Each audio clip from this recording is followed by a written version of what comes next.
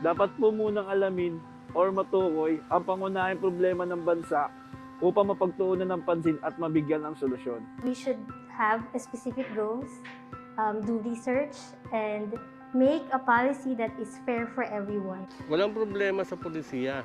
Iayos lang ang pagpapatupad. Bago patubas ang batas, pag-aralan muna gusto ng government. Two things, clarity and execution. Both, you need the communication and monitoring. As simple as that. Mandato ng Philippine Institute for Development Studies o PIDS na gumawa ng mga pag-aaral at pananaliksik ng mga pulisiya at programa ng pamahalaan at magbigay ng rekomendasyon sa mga mambabatas sa pagbabalangkas ng mga pulisiyang makakatulong sa ating bansa. Sinusulong ng aming ahensya ang evidence-based policy making upang bigyan din ng kahalagahan ng pulisiya na batay sa datos at policy research na sumusuri sa tunay na kalagayan ng ating mga komunidad. Napakahalaga ng policy research, lalo na sa mga panahong dumadaan sa krisis ang ating bansa. Kapag pulisiya ay pinag-aralan, susulong ang bayan.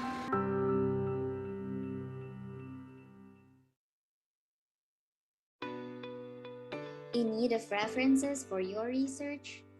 Do you want a digital library that you can access for free anytime and anywhere? You don't have to look far. SERPI is here for you. SERPI is an online database of socioeconomic materials produced by the Philippine Institute for Development Studies, government agencies, research and academic institutions, and international organizations based in the Philippines. It is the country's first online repository of socioeconomic information, created for policymakers and development practitioners, researchers, educators, and students. To access SERPI, just visit the PIDS website and click the SERPI widget under the Databases tab, or type serp-p.pids.gov.ph. SERPI has a wide variety of materials such as journal articles, books, research papers, working papers, policy notes, audiovisual materials, and more. As of 2022, SERPI has more than 60 partner institutions contributing knowledge resources to the database. SERPI provides a comprehensive coverage of references encompassing 22 research themes: labor and education, gender and development, poverty, technology and innovation, trade and industry, and many more. On the enhanced website of SERPI, you can filter your research by keyword or author, publication type, research theme, or year published, all at the same time. SERPI has more than 7,000 publications and audiovisual materials that you can access and download for free. What are you waiting for? Visit SERPI now. Socioeconomic Research Portal for the Philippines, innovating knowledge exchange and policy research. So what is PIDS? For over 40 years, the Philippine Institute for Development Studies, or PIDS, has been the country's foremost socioeconomic think tank.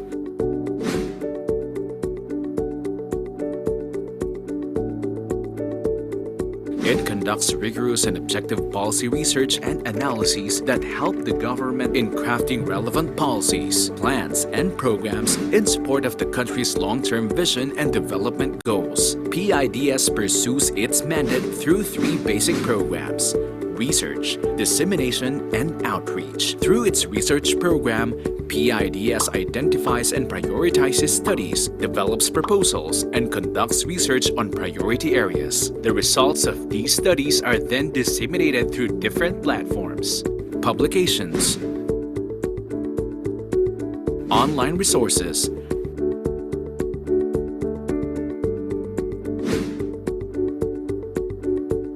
PIDS Corner, seminars,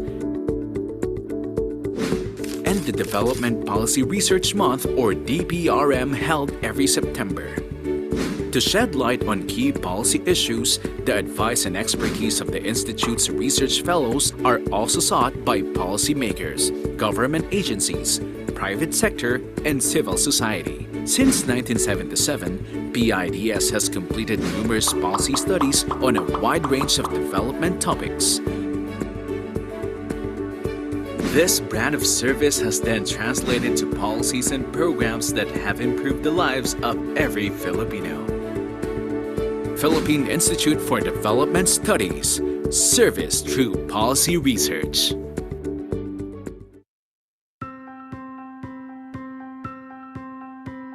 Dapat po munang alamin or matukoy ang pangunahing problema ng bansa upang mapagtuunan ng pansin at mabigyan ng solusyon. We should have specific goals, do research, and make a policy that is fair for everyone. Walang problema sa pulisiya.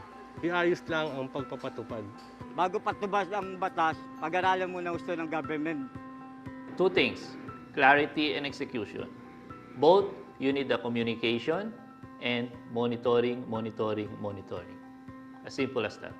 Mandato ng Philippine Institute for Development Studies o PIDS na gumawa ng mga pag-aaral at pananaliksik ng mga pulisiya at programa ng pamahalaan at magbigay ng rekomendasyon sa mga mambabatas sa pagbabalangkas ng mga pulisiyang makakatulong sa ating bansa. Sinusulong ng aming ahensya ang evidence-based policy making upang bigyan diin ang kahalagahan ng pulisiya na batay sa datos at policy research na sumusuri sa tunay na kalagayan ng ating mga komunidad. Napakahalaga ng policy research, lalo na sa mga panahong dumadaan sa krisis ang ating bansa. Kapag pulisiya ay pinag-aralan, susulong ang bayan.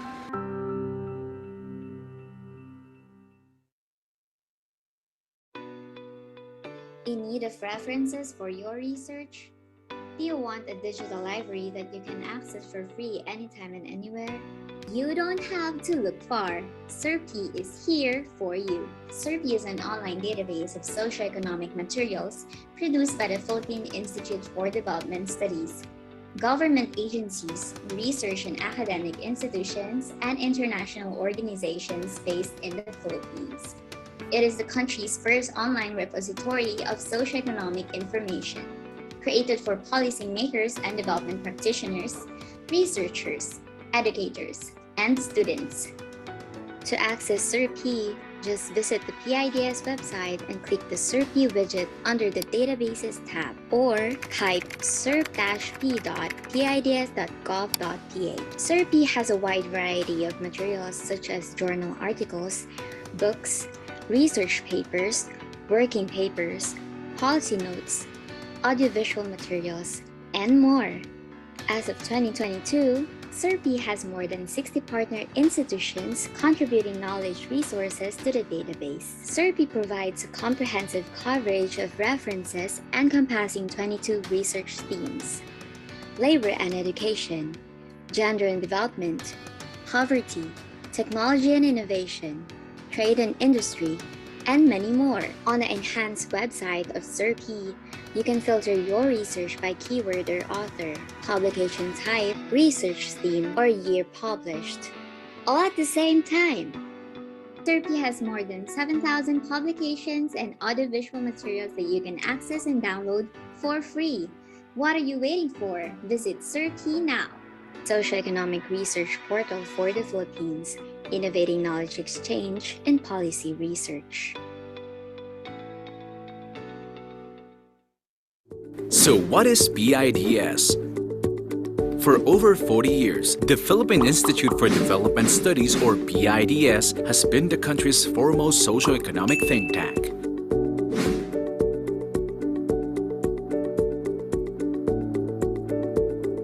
It conducts rigorous and objective policy research and analyses that help the government in crafting relevant policies, plans, and programs in support of the country's long-term vision and development goals. PIDS pursues its mandate through three basic programs: research, dissemination, and outreach. Through its research program, PIDS identifies and prioritizes studies, develops proposals, and conducts research on priority areas. The results of these studies are then disseminated through different platforms, publications,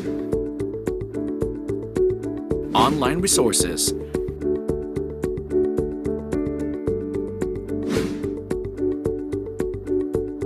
PIDS Corner, seminars, and the Development Policy Research Month, or DPRM, held every September. To shed light on key policy issues, the advice and expertise of the Institute's research fellows are also sought by policymakers, government agencies, private sector, and civil society. Since 1977, PIDS has completed numerous policy studies on a wide range of development topics. This brand of service has then translated to policies and programs that have improved the lives of every Filipino. Philippine Institute for Development Studies, service through policy research.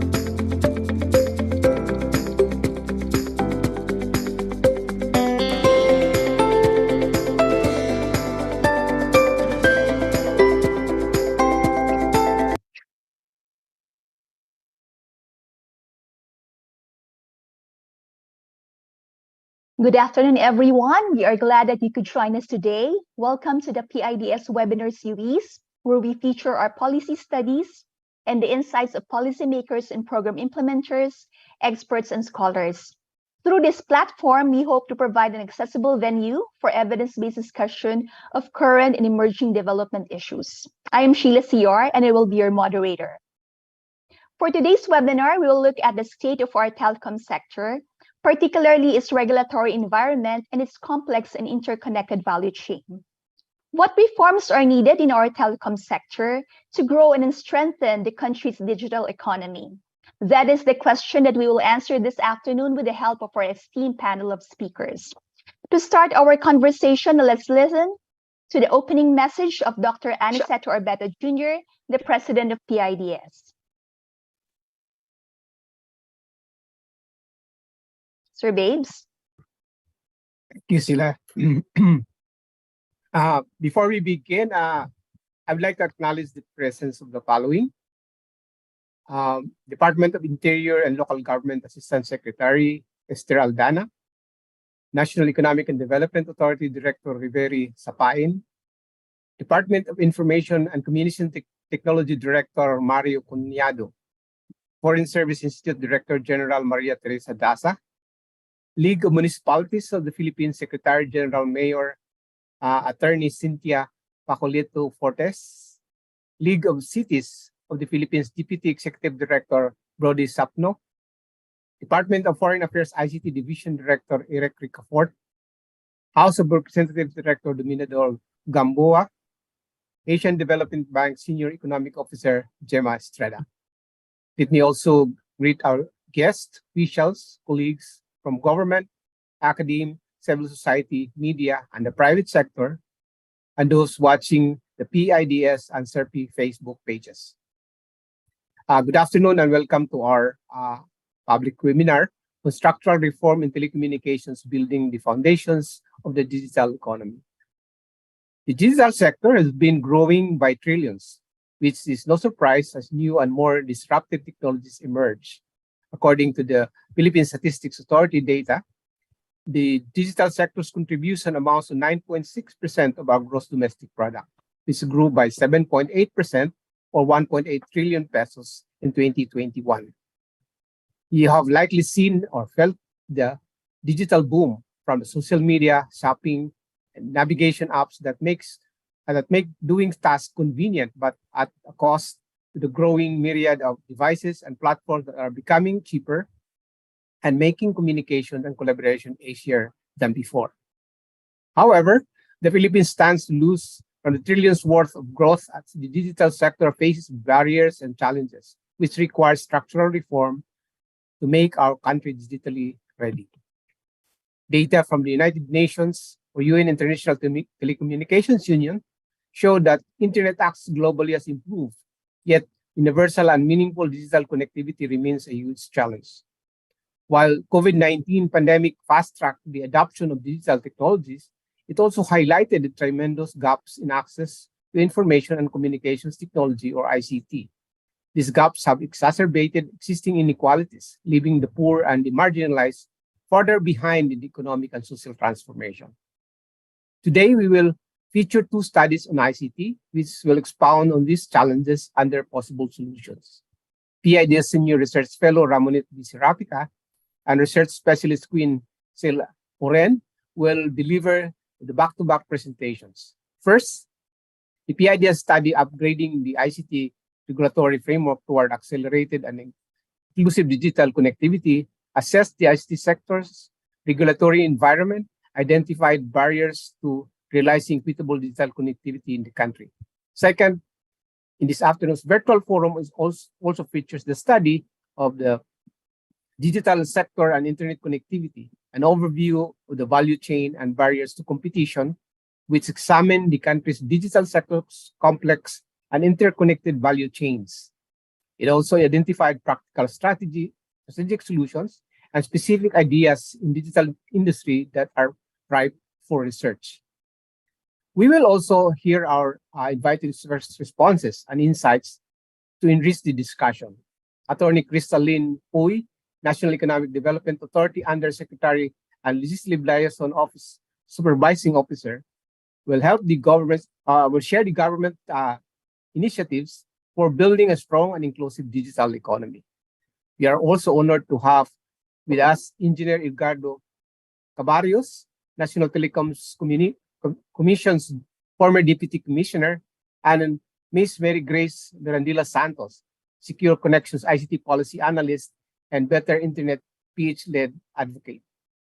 They will share their insights on the needed policy and regulatory reforms. We are very grateful to have you in this webinar. To all our attendees, please stay to the end of the webinar, and I encourage you to participate in the open forum actively. Thank you. I now give up the floor to the moderator. Sheila? Thank you very much, Dr. Orbeta. So before I introduce our presenters, may I remind you about our house rules to join the discussion. So while the presentations are in progress, you may post your questions and comments using the Q&A button. I repeat, please use the Q&A button, not the chat box. Please indicate your name and organization if you want to be identified when I read the questions. And to all the speakers, you may respond by typing your answers, which will be visible to all the attendees. Alternatively, you can choose to answer the questions live during the open forum. And for our live stream viewers on Facebook, we highly encourage you to participate as well. Please use the comment section on Facebook for your questions, and we will accommodate as many questions as possible that are relevant to the discussion during the open forum. At this point, I invite you to listen to the presentation of our PIDS researchers, which is from two PIDS studies that, as mentioned by Dr. Orbeta, were both authored by Dr. Ramonette Serafica and Ms. Krystal Oren, and you can download both studies from the PIDS website. Dr. Serafica is a senior research fellow at PIDS, specializing in services policy, regulation, and trade. And together with Ms. Oren, she is currently examining regulatory and competition issues in the Philippine digital sector. On the other hand, Ms. Krystal Oren is a research specialist at PIDS. Queen has a Bachelor of Science degree in statistics from UP Diliman and is pursuing a master's degree in psychology at the same university. Monette and Queen, the virtual floor is now yours. Thank you, Sheila. Can we have the slides, please? Okay, good afternoon, everyone. Next slide, please. Okay, so our presentation will cover the following topics. I will start with a very brief background of the two papers that we prepared last year that are the basis of this afternoon's discussion. Then Queen will provide an overview of the internet value chain, zoom in on the connectivity segment, and then present key indicators of the Philippine ICT performance. I will then talk about the relevant policies and regulations in the sector and share with you some of the key issues that we have identified, and then conclude with our recommendations. Next slide, please. Next. Okay, so in a dynamic sector such as ICT, there is a need to update the regulatory framework for telecommunications, which underpins the digital economy. So the first study builds on a 2017 regulatory review that we did, while the second study provides a first look at the digital value chain in the Philippines and the competition issues in the sector. We focused on a specific component of the value chain, which is internet connectivity. In both papers, we relied on review of the literature, industry and trade statistics from the PSA, international organizations, company websites, and market studies, if available. We also used administrative data from relevant government agencies. We interviewed both government and industry to validate our initial findings and to gain more insights. In both studies, we have identified areas for improvement. So for this afternoon, we will present the issues and recommendations through the lens of structural reform. Next slide, please. So what is structural reform? As you can see on the slide, it consists of improvements made to institutional frameworks, regulations, and government policy, which helps foster an economic environment that supports the efficient functioning of markets and ultimately enhances living standards. And so there's a view that actually structural reform is competition policy in its broadest possible sense.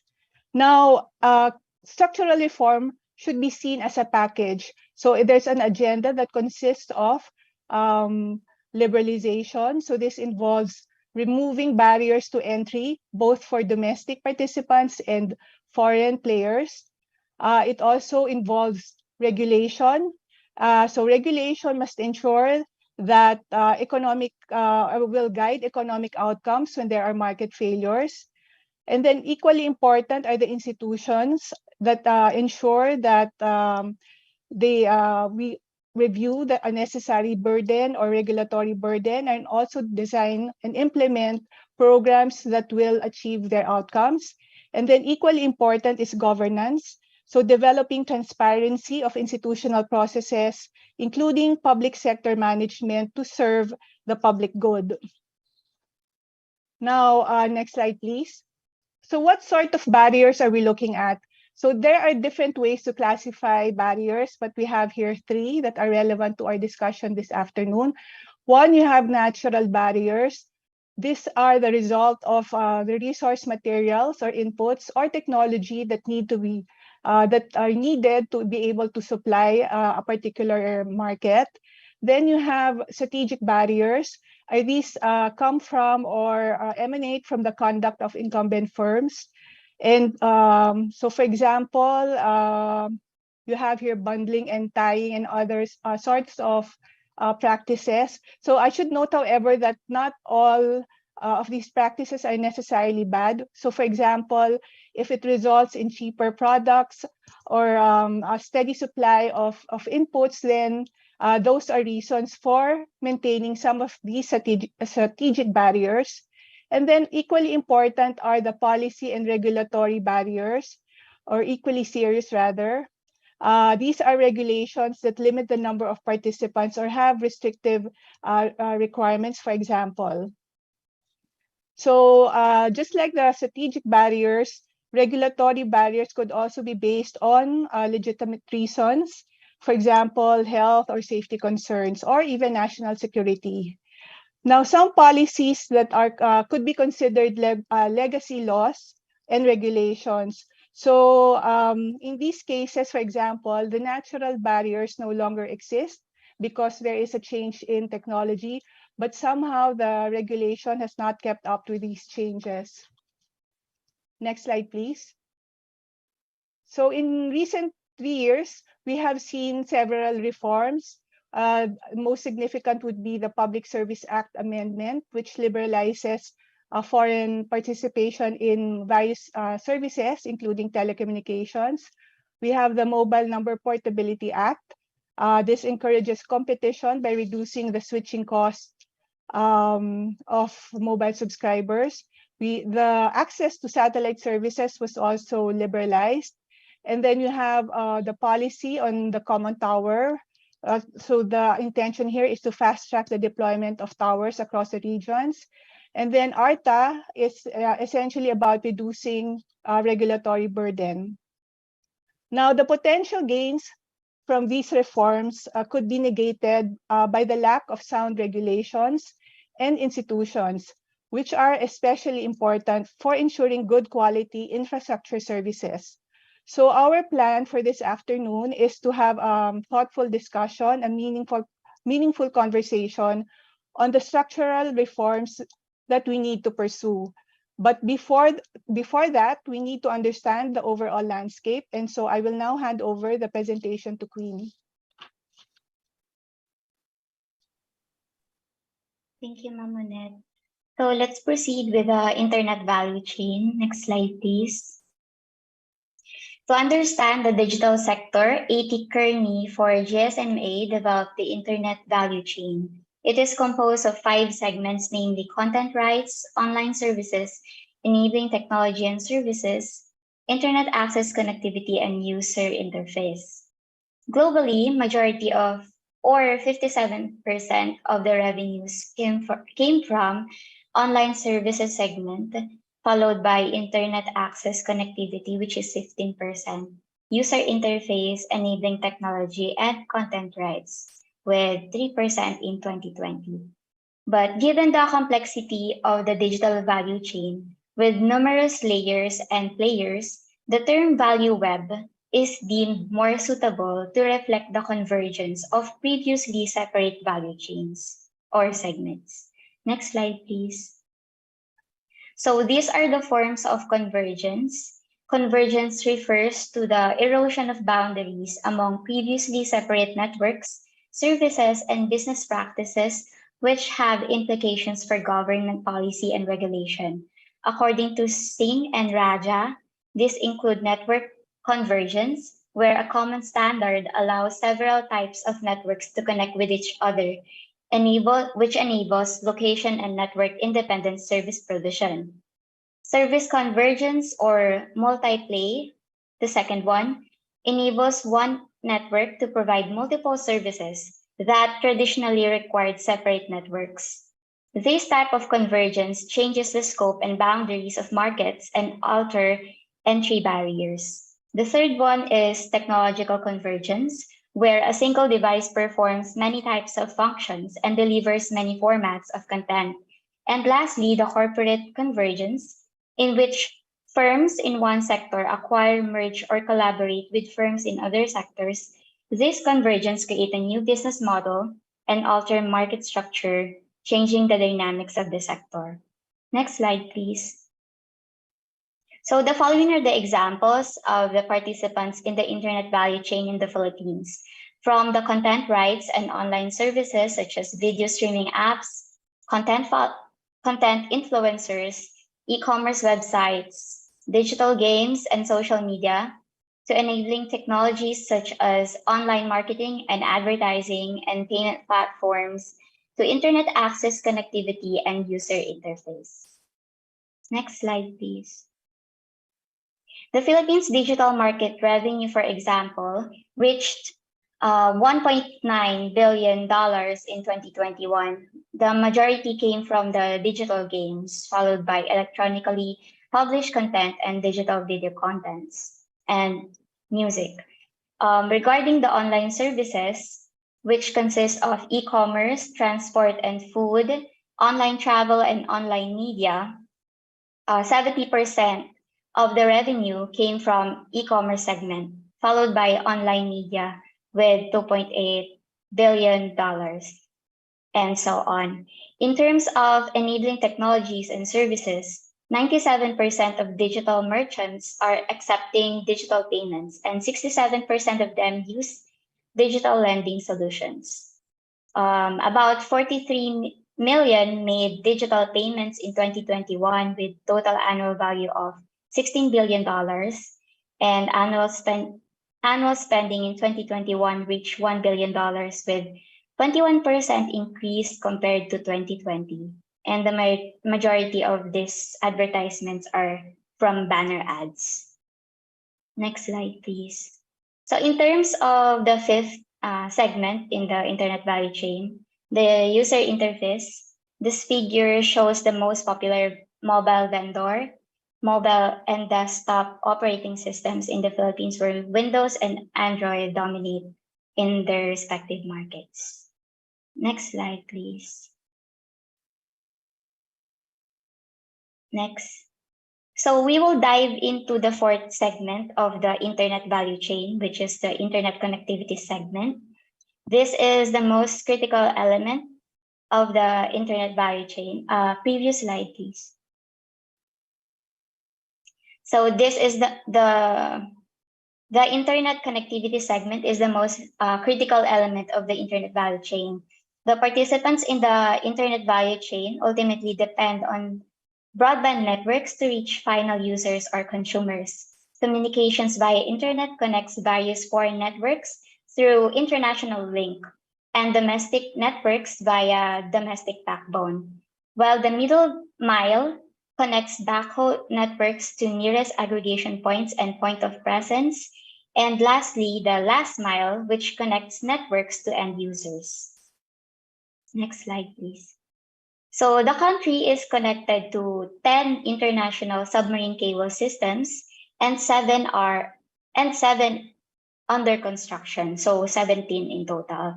There are 8 cable landing points, as shown in the figure, and 1 is in construction in Pagudpod. PLDT is one of the owners of the 7 out of 17 total international submarine cable systems, while Globe Telecom owns 3 of them, Vito owns ALC, and Converge ICT owns CH2X. Next slide, please. In terms of domestic backbone, the Philippines' domestic backbone infrastructure includes PLDT's domestic fiber optic network, Globe Telecom's 2 fiber optic backbone networks, Converge ICT's domestic submarine cable network, and NGCP or Transco backbone network, connecting various regions in the country. Next. So this table describes the different ways by which data travel between the internet service providers of the user and the content provider and vice versa, which is the middleman. The market transaction that takes place in this segment is invisible to users. So this includes internet exchange points, data centers and cloud services, and independent tower companies. So the internet service providers can choose to exchange data traffic via internet exchange point, which can be offered and maintained by an external organization. Most of the IXPs or the international exchange points in the Philippines are located in Luzon. Data centers and cloud services are growing in the Philippines as well. Many of the data centers are found in Luzon, but there are also some found in Cebu and Davao. So these data centers are usually telco grade and carrier neutral, and they also serve other services like cloud services, connectivity services, and security systems. Apart from the initiative of the incumbent players to construct communication infrastructure, independent tower companies are also available to expand coverage of internet, especially in other areas of the country other than metro areas. Common towers can also host multiple mobile operators. There are currently 19 registered common towers in the Philippines. Typically, they are constructed from incumbent telco operators through sale and leaseback agreements. And 9 of these independent tower companies have foreign head offices. Next slide, please. So the final part of the internet connectivity value chain is the last mile, whereas this part is visible to the consumers who typically pay ISPs on a monthly basis. These broadband connections include DSL service, cable modem service, fiber, wireless broadband, satellite, and broadband over power line. Based on NTC, NCR has the most number of ISPs with valid certificates issued by them, followed by Region 4A and Region 3. Note that regional addresses may not necessarily reflect areas of coverage, and there is no ISP with valid certificate located in Region B, AR, and M. Next slide. So the figure shows the major internet service providers in the Philippines and the corresponding IT services revenues from 2019 to 2021.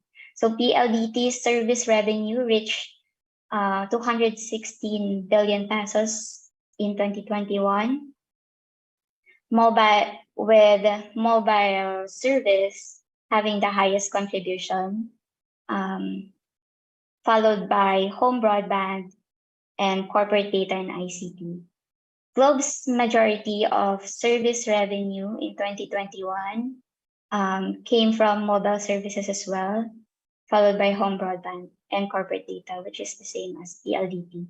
while Converge offers business segments in enterprise and residential, accumulating 26 billion pesos, while Dito Community Service revenue is 2 billion pesos in 2021. Next. So through gaming franchise, licenses, mergers, and acquisitions of businesses, PLDT and Globe was able to expand their business from providing fixed and mobile services, respectively, enabling them to participate across the various components of the internet value chain, as shown in the figures. They also have presence across all the components of the internet connectivity segment, from international link, domestic backbone, down to the last mile. Next. So in terms of market share from 2016 to 2020, Smart and Globe have dominated the market in terms of postpaid and prepaid mobile services. Globe has the highest broadband fixed wireless users, while PLDT or Smart has the highest fixed line users. Next slide, please.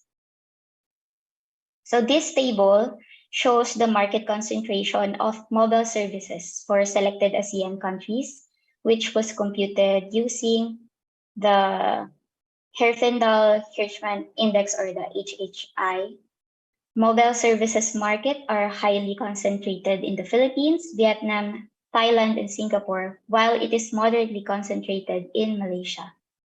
The computed HHI, however, is not comparable across the country, since they are based on mobile subscriptions or revenue at different years depending on data availability. Next slide. Other than telco operators, cable TV or CATV operators also provide broadband services. CATV or cable TV operators primarily provides broadband services in US and are major competitors of incumbent telecom operators in EU countries. According to the Executive Order 436 series of 1997, it recognizes the role of cable TV systems as the national information highway to the countryside. So one of the associations of cable operators, the Philippine Cable and Telecommunication Association, INC, is an association of cable TV operators with members all over the country, from first-class cities and municipalities in NCR down to some sixth-class cities and municipalities in region BARMM in Mindanao. So they reach even area in Mindanao, which is the BARMM. So as of September 2022, there are about 281 PCTA members nationwide, serving about 84 cities and 192 municipalities. Next slide.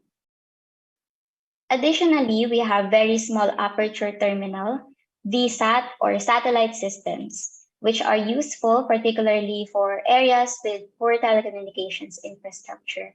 The table lists some of the examples of the satellite ISPs covering the Philippines. Next slide, please. So, for the summary, the size of the digital sector is significant and comprises various activities, processes, and industries. The digital economy in the Philippines also accounts for 9.6% of the GDP in 2021. The internet connectivity segment, which is the part of the bigger internet value chain, is the most critical element of the internet value chain. The participants of the internet value chain ultimately depend on broadband networks provided by this segment to reach final users or consumers. In the internet connectivity segment, it is dominated by vertically integrated telecommunications companies, PLDT and Globe. The dominant firms in this segment have also expanded their footprint to other segments in the internet value chain. However, other than telco operators, cable TV operators, and satellite or VSAT providers also provide broadband services. Next slide. So we look now into the Philippine ICT performance. For the ICT prices among the ASEAN countries, Philippines is the third most expensive ICT services across these price baskets in 2021, with the fixed broadband being the most expensive and mobile broadband being the most affordable. Next slide, please. In terms of availability, about 50%, less than 50% of individuals have internet access, and only 17.7% of households in the Philippines have internet access, with regions 9, 10, and BARMM with the least proportion of households with internet. Next slide, please. Regarding the speed performance, fixed download speed in the Philippines performs average compared with the ASEAN countries, while mobile download speed ranks 7 out of 10 ASEAN countries as of this month. I will now give the time to Ramonette to continue. Okay, thank you, Queen. So we now look at the regulatory environment. Next slide, please. So a useful framework for identifying areas for improvement or reform in telecommunications is the one developed by the International Telecommunications Union. It involves 4 clusters that are aligned to the elements of structural reform that I presented earlier. A comprehensive study by the ITU in 2021 found that the regulatory institutional framework, which is composed of the regulatory authority, regulatory mandate, regulatory regime, and competition model, is linked to a positive and significant increase in telecommunications investment. So the 4 pillars are complementary.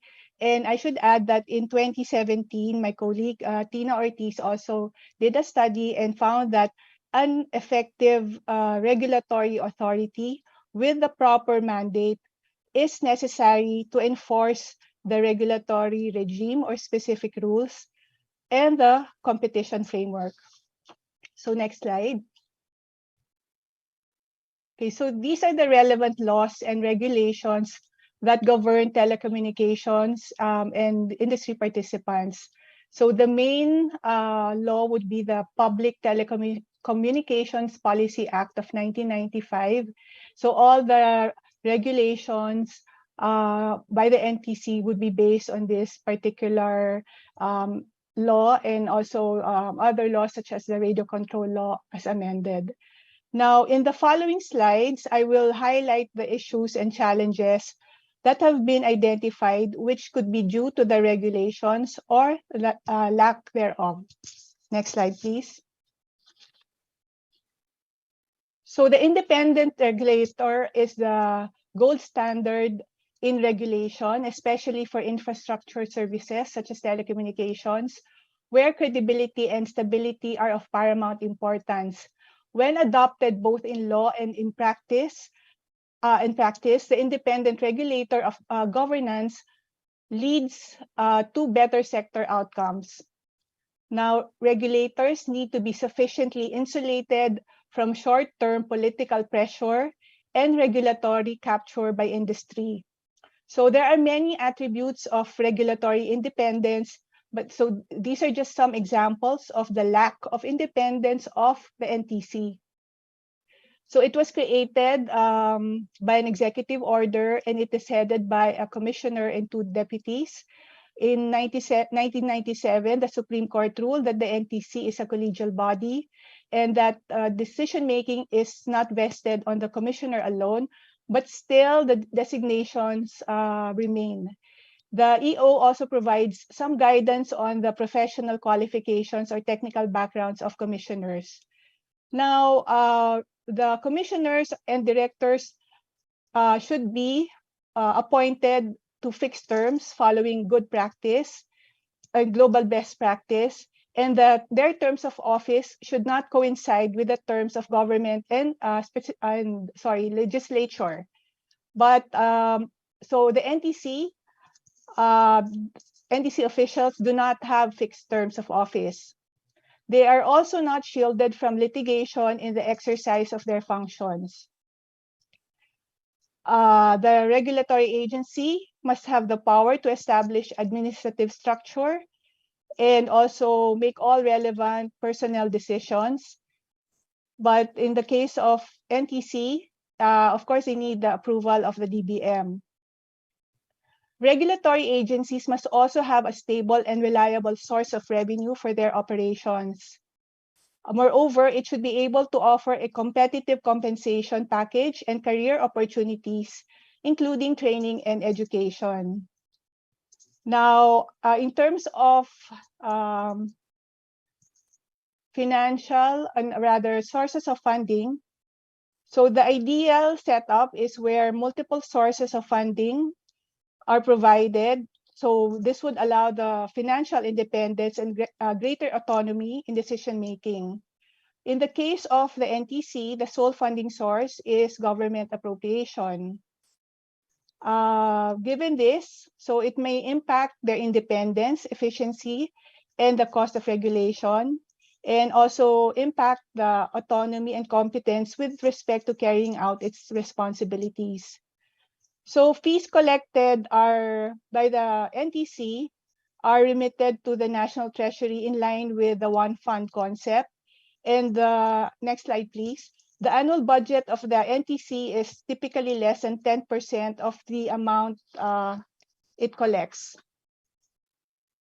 So this slide shows you just compares the different fees or revenues collected by the NTC and the budget that it receives. So the biggest proportion of revenue comes from spectrum user fees, and then they also collect other forms of fees such as supervision and regulation fees, revenues from registration, licensing, and inspection, and other sources. So in 2020, the NTC collected a total revenue of 7.7 billion pesos. But as I mentioned, the actual budget that the NTC receives is typically less than 10%. So in 2020, that would be about 8% if you exclude the budget that they received for a locally funded project. Okay, next slide, please. Okay, in terms of mandate, having a converged regulator with authority over ICT and media broadcasting is in line with international best practices. This setup allows more efficiency in planning and in introducing converged technologies and services to the market. The NTC could be considered a converged regulator as it has responsibility for telecommunications, media broadcasting, as well as spectrum. So there was no issue raised with respect to the NTC's mandate, only to stress that they need the resources and capacities to be effective. It should also be noted that the NTC has a role to play in promoting competition. So this reinforces the need for regulatory independence. Next slide, please. So the management of radio spectrum is another issue that was raised in our interviews. It is considered a finite resource, although technological advancements are now improving the efficiency of radio spectrum utilization.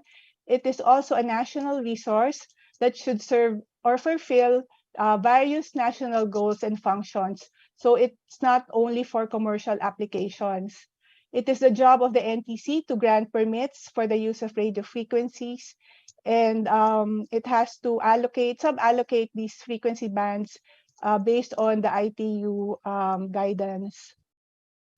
While spectrum is associated, or rather is assigned through an administrative process, it is recalled through a quasi-judicial process. So if the state wants to recall assigned spectrum, the NTC will need to conduct hearings. Now, to date, all frequencies have been awarded through a simple admin process described as beauty contest. Where demand for specific frequencies exceed availability, the Commission can hold open tenders. However, this has not yet been done. The NTC tried to do this before, but was faced with legal challenge from one of the operators. Next, in terms of transparency, in 2017, there was a Senate committee report recommending to increase competition via a more transparent system of spectrum allocation, assignment, and refarming, as well as the development, promotion, and deployment of a competitive selection process in the allocation of publicly owned spectrum. Next, it was also noted that in other countries, priority in the use of spectrum is given to the military, law enforcement, and emergency services, but there is no such policy in the Philippines. The policy on spectrum should also consider support for research and development in the ICT sector, especially those conducted by the government. The DOST, which conducts R&D in ICT and electronics.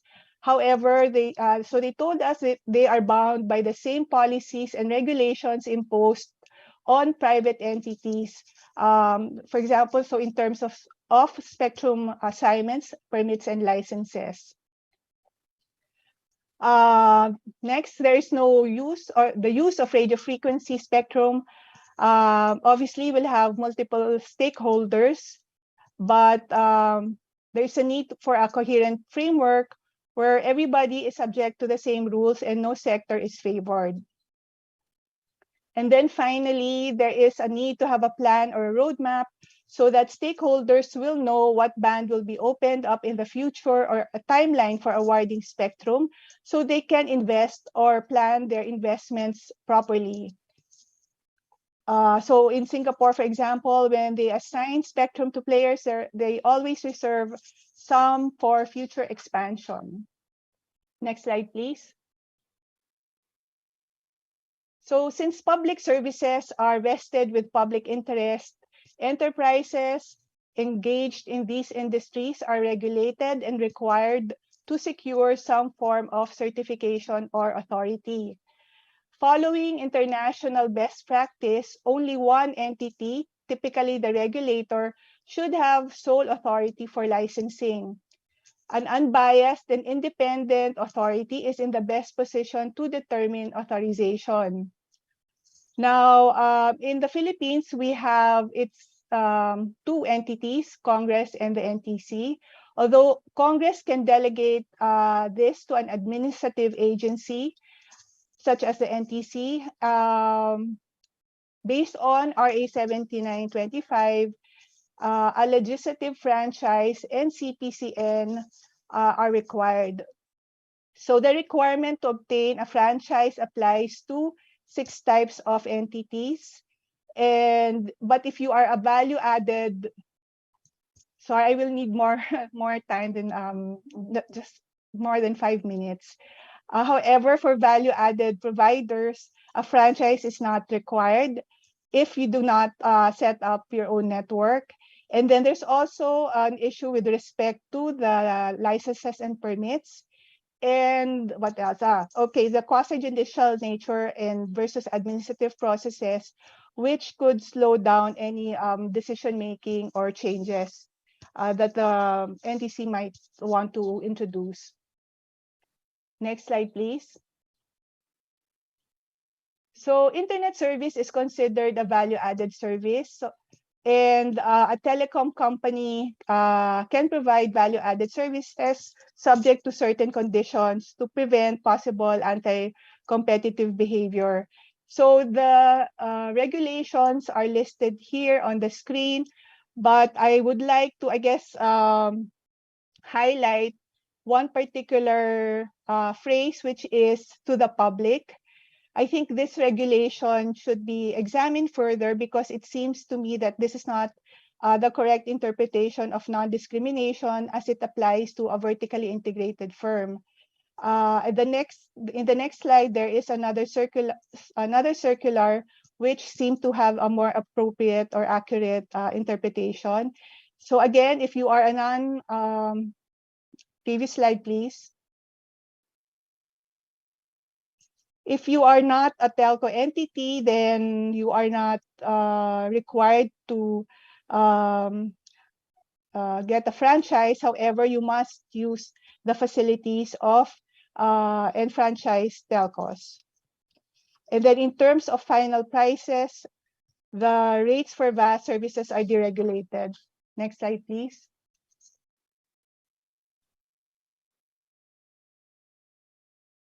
So access charges and revenue sharing arrangements are negotiated, and NTC only intervenes when parties fail to reach an agreement. And under compulsory arbitration and interconnection, there are 10 factors that are considered, including the promotion of competition. All authorized telcos are required to submit request access offers, or rather reference access offers, which contains the conditions to provide access to other providers. Next slide, please. Now, to avoid anti-competitive conduct of a vertically integrated firm, one option is to impose structural separation. This was the model used in the US, and we've also done it in the electricity power industry. However, for the Philippine Telecom, accounting separation was the modality selected. So in line with this, the NTC developed a uniform system of accounts which all telcos must use in their reports submitted to the Commission. Next slide, please. So what I just presented are considered ex-ante regulation. So by definition, these regulations seek to prevent harmful conduct from occurring. Competition law applies ex post, but the distinction is actually not as straightforward. So under the competition law, the prohibited acts are anti-competitive agreements, abuse of dominant position, and anti-competitive mergers and acquisitions. There's also some criteria to follow in the case of mandatory notifications. This is based on the size of the party and the size of transactions, both of which are based on the assets or revenues. Next is the concept of the significant market power. So this is used as a guide to actually determine access regulations or the ex-ante regulations that I mentioned before. So in the Philippine context, market share is not the only basis for determining SMP. The other interesting development is the mainstreaming of competition policy. And this compels all agencies to work together. And so this is useful development because it compels the NTC and other agencies to collaborate with the Competition Commission. Next slide, please. Okay, so these are the barriers identified in various reports, and these were also experienced on the ground based on our interviews. The first is which is related to the high cost of bandwidth. This can be attributed to both legal and strategic barriers. So internet service providers can only purchase bandwidth from enfranchised public entities. International bandwidth providers are not allowed to sell to local clients without going through a commercial agreement with a local telco. These telcos are able to buy capacity from the source at a lower price and adjust their selling prices to their competitors. So in fact, one of the panelists this afternoon, Ms. Mirandilla-Santos, observed that small players suffer high wholesale prices from big telcos owning to the landing stations and backbone networks. And so similar observations were cited in other publications as well. The second barrier is a policy barrier. This is with respect to the requirement of a congressional franchise. So independent internet providers are limited in their ability to develop their infrastructure, get access to spectrum, and deploy various internet technologies because of the necessity to acquire a franchise. The third, with respect to expensive pole rental and bureaucratic requirements, is a combination of both natural and regulatory barriers. So natural, for example, because if you want to set up internet, I think the minimum, for example, or provide internet service, the minimum is smallest fiber optic device is say 1,000 subscribers, but then you have to deal with other utility providers as well to be able to optimize and use their infrastructure. And then other network expansion activities are complicated by permits and regulations by other units. The last is in terms of technical competence. So in the short run, the lack of manpower is a natural barrier in any industry that wants to expand its services. Next slide, please. So these are just examples of the complaints or cases that we have witnessed in the last few years. We always hear about interconnection issues. The last one was in last year between DITO and Globe and Smart Communications. In terms of mergers and acquisitions, we have one in 2013 when PLDT filed a complaint against Globe's acquisition of Bayantel, and then in 2016 when when Globe and PLDT purchased San Miguel's telco assets. The third type of complaint refers to exclusive dealings. This is with respect to, say, condominiums that only authorize a particular internet provider to provide a service in their building. And then another type of complaint refers to spectrum assignment. So in 2016, there was a complaint about one company being assigned a lot of or most of the frequency bands. Okay, next slide. So this is final section. Next, please. So obviously we really want to emphasize the need for an independent regulator. According to UNCTAD, the establishment of an independent regulator is one of the key determinants of private investment in digital development. Together with privatization and competition, they provide investors with confidence in the quality of the regulatory environment of a country. The existence of an independent regulatory agency in particular signals impartiality in decision-making and regulatory certainty regardless of changes in government. The other one with recommendation is with respect to the need to develop a policy framework for radio spectrum. This should be developed, say, by DITC together with DOST and DTI and other agencies to ensure that they take into account the changes in technology, the industry roadmaps, the technology roadmaps, and they're able to forecast demand and encourage long-term investment. The third is with respect to the licensing regime. The most critical at this in this particular aspect would be the need for a legislative franchise. This is not aligned with international best practice. And actually, the National Broadband Plan has also identified many other reforms in order to upgrade or make sure that the licensing regime is now more attuned or aligned with the technology and the services and technologies that have been developed. So the fourth bullet here is really just to to reiterate that the digital value chain of the Philippines is dominated by two vertically integrated companies because structural separation is not imposed in the Philippines.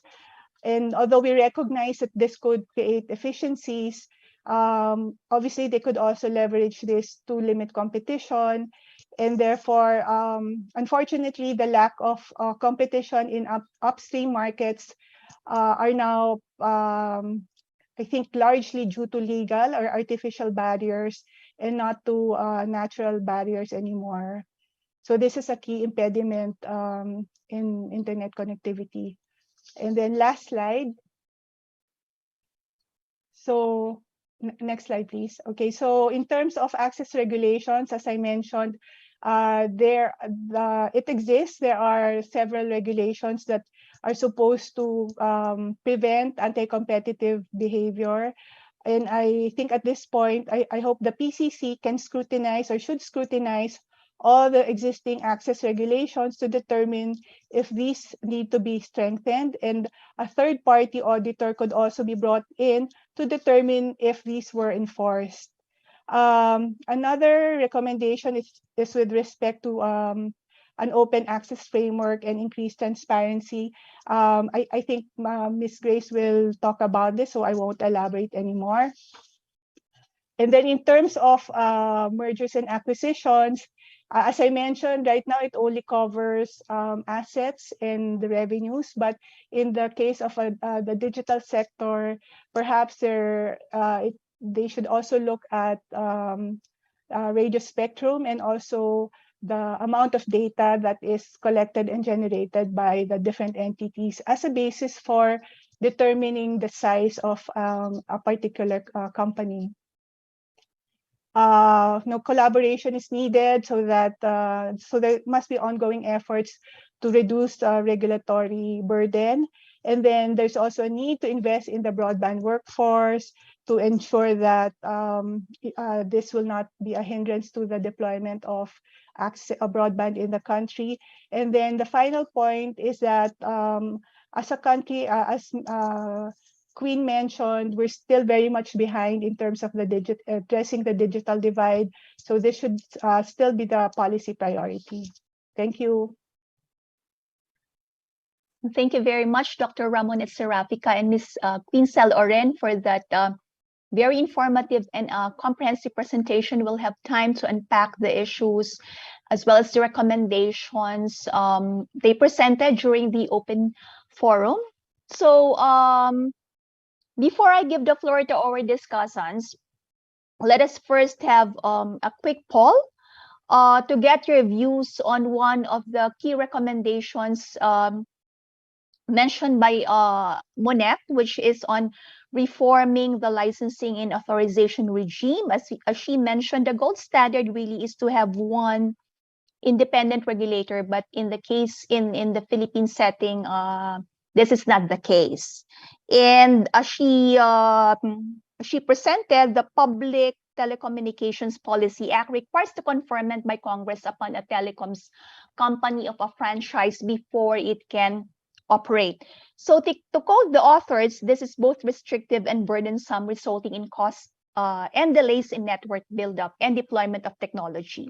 And as we have seen in the past, the granting of a congressional franchise can also be politicized. Given this, do you think it is time to change the Telecommunications Policy Act of 1995? That is our poll question for today, which you can see on the screen. So is it time to change the Telecommunications Policy Act of 1995? So to answer, please click the Mentimeter link available on the Zoom chat box and in the comment section of Facebook. So just open the chat box to find the Mentimeter link.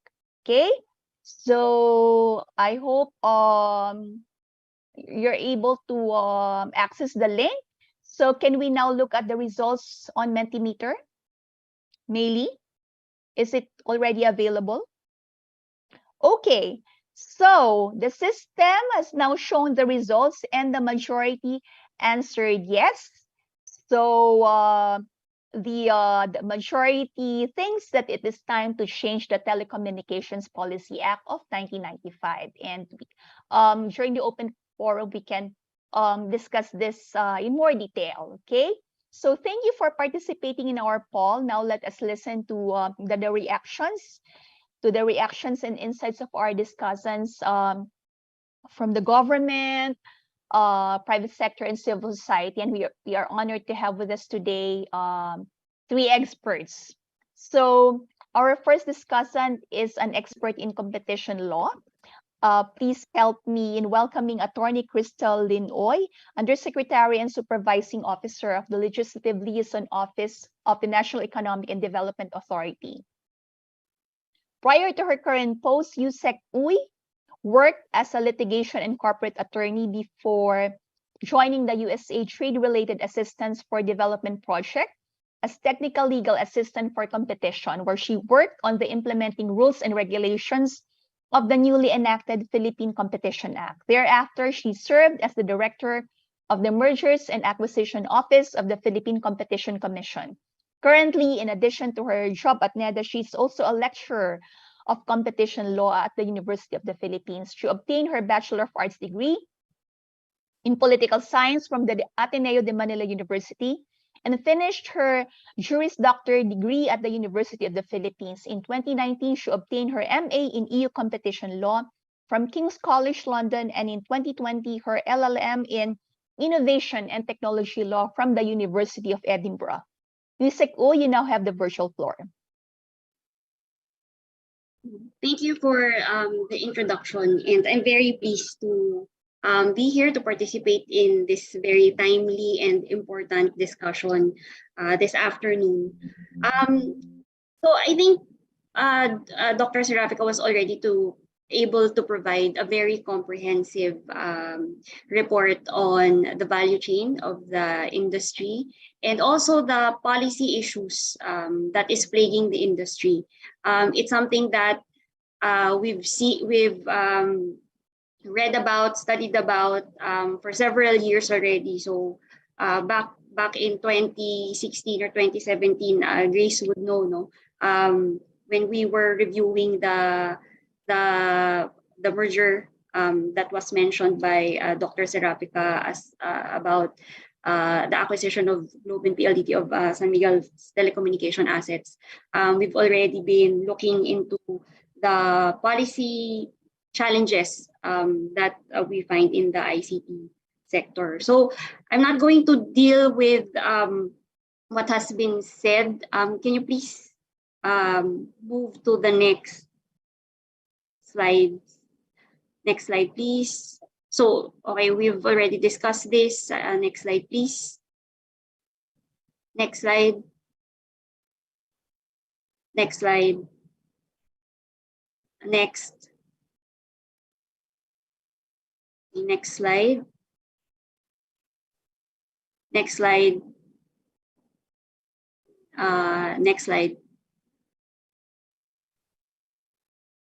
Okay, so we know that there have been very good recent ICT-related reforms that was already pointed out earlier, which included amendment to the Public Service Act, the Foreign Investments Act, the Retail Trade Liberalization Act. You have also the mobile number portability, the Executive Order on Satellite Liberalization, the Common Tower Policy, and the streamlining for permitting process of ICT infra deployment. Next slide. But despite these recent reforms, we know that there's still a lot more that needs to be done in terms of policy, and Dr. Serafica was able to mention quite exhaustively the congressional franchise, which is a significant barrier to entry. So even if the PSA amendment now allows foreign players to enter into the industry, they would still need to secure a legislative franchise under RA 7925. And as we know, the Philippines is the only country, certainly in the ASEAN region, that requires this. So what, in terms of competition, what does that barrier to entry actually does? So what it does is it insulates those players, those incumbents that are already operating in the market from the pressures of competition from the new entrants or the possible potential new entrants. And that slows down the competitive process. And we know that if there's a lack of competition, then you have higher prices, you have poor quality of service, and certainly lack of innovation. And innovation is something that we need because this is the ICT sector that we're talking about. Okay, so next slide, please.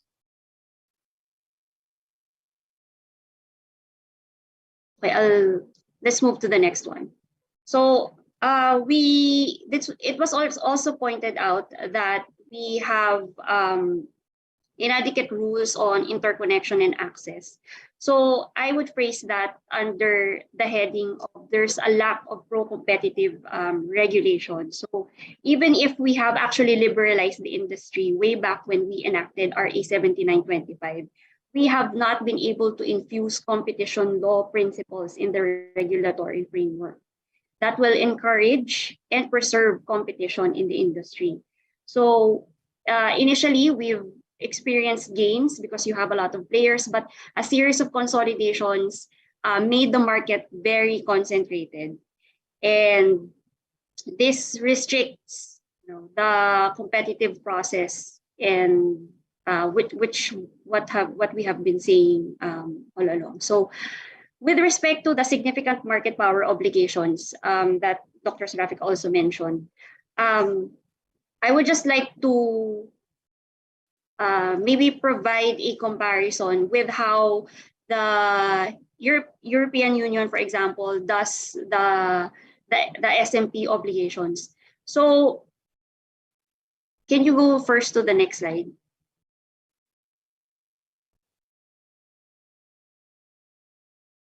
Okay. So the EU actually comes up with a list of relevant markets that they recommend to be subject to ex-ante regulation by the national regulatory authorities. And over the years, they have a very big list back in 2003, and they started, I guess, because when they looked at these markets, they saw that there's more competition in these particular markets, and it's no longer necessary to impose any ex-ante regulation. So progressively, it has become smaller and smaller. And in the 2020 recommendation, which you can see in the next slide, they only have 2 markets that still remains subject for ex-ante regulation, which is the wholesale local access and the wholesale dedicated capacity market. So what they do is they evaluate which markets would be necessary for competition to flourish and for possible abuses or abuses of market power to occur in the industry, and then they conduct a competitive kind of like a market analysis, and then they provide that list of markets where interventions could be done. But at the same time, the National Regulatory Authority will then make their own determination specific to their geographic area and the participants on whether or not it's necessary to place ex-ante obligations and what are these ex-ante obligations that needs to be imposed. So the study actually included issues on interconnection, access, provision of access, access pricing. So all of these are, very integral when you're talking about vertically integrated facility players in an industry where you can classify, for example, the network as an essential facility. So it's needed for entrants to actually have access to be able to provide services. And since the bargaining under RA 7925, as pointed out, is largely left to the negotiation or basically discretion of the negotiating parties, then it's of course it's very sensitive to the market position or the bargaining position of both players. And that can lead to a lot of issues or difficulties in the from the perspective of competition. So next slide, please.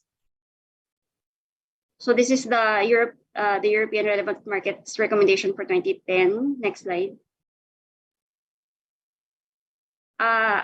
Yeah, just another example for Malaysia. They actually also have a mandatory access obligations that is imposed regardless of market power. So for all facilities and service providers. And they have a very detailed access list on what points in the network are they supposed to provide access. And then there are detailed rules on how access should be done, like even the timeline for providing the request and providing the feedback and the rejection and all of those factors. Next slide, please. Next slide. So I got this slide from one of the courses that I took on very high capacity networks, and we actually want many players to enter into the industry and leave it up to them on what type of business model that you want. You want to be just doing passive infrastructure, you want to do wholesale, you want to do retail, you want to do all of them or just some of them. It's up to the players. So and the first step that I see here into realizing this kind of very competitive dynamic market structure is the licensing issue should be fixed first and foremost. Next slide, please. And then, of course, this was also mentioned in the study. Of course, spectrum is very important as we move into 5G. We need to have a reasonable, a very comprehensive policy on spectrum and how to actually manage it. And as you know, the governing law on spectrum is 90-year-old, and it's based on analog technologies. So it's something that we really need to pay attention to, especially if we want to harness the benefits of the technological advances that is happening right now for Philippines to really fully realize the benefits of that. Next slide. And then, so I would like also to mention cybersecurity policies and workforce, but can we move on to the next one because of the lack of time? So the Philippine Development Plan actually has a legislative agenda for the ICT sector, which I think is very instructive for us to move forward with the reforms that we're thinking about. And one of that at the top of the list is, of course, open access, which removes a congressional franchise requirement in the telecommunications and broadband industry. And as Dr. Serafica mentioned, there is a need also to improve on NTC's mandate and powers. And so one of the legislative agenda that is provided under the PDP is the NTC modernization. So it provides stronger powers for the NTC to manage spectrum as well as political and fiscal autonomy. And then you move on to spectrum management policy, which is a comprehensive policy that will facilitate the effective and efficient use of the country's spectrum resources. You also have National Building Code Amendment that ensures that buildings can provide infrastructure access to multiple ISPs for quality and reliable ICT service. So the stakeholders, which I think encompass the entire economy, especially since this is ICT, would need to come together for us to be able to ensure that all these reforms are realized and implemented properly. So I think that Ms. Grace will discuss open access quite deeply. So from our perspective as one in government working in legislative affairs, we're guided by, of course, the PDP plan, and we see the need to ensure that all of these measures to improve the industry will be realized. So thank you for the time and attention. Thank you very much, Yusek Oy. If you have questions for Yusek Uy, you may type them using our Q&A box. And also for those who are watching us on Facebook, please use the comment section. Okay, we will have more chance to listen from Yusek Uy during the open forum. Now let us listen to the perspective of an expert in telecommunications, broadcast networks, and regulations. Please join me in welcoming Engineer Edgardo Cabarios, former Deputy Commissioner and former Assistant Secretary of the National Telecommunications Commission, where he worked for 40 years. A professional electronics engineer, he earned his Electronics and Communications Engineering degree from the University of the East and has a Master of Business Administration degree from the Philippine School of Business Administration. Engineer Cabarios, sir, you now have the virtual floor. Thank you very much, Ms. Sheila. And my sincere gratitude to the Philippine Institute for Development Studies for the opportunity to be one of the discussants in today's webinar. I am honored and privileged to join Yusek Krystal and Miss Grace. I would like to congratulate Dr. Ramonette. We have been discussing for so many years already, and Miss Queen Cell for the papers, which were expertly prepared. I generally agree with the findings, conclusions, and recommendations stated in the papers. The data presented which were based from information from reputable national and international agencies, institutions, and organizations, show the relatively poor state of ICT and internet connectivity infrastructure and services in the Philippines compared to other ASEAN member countries.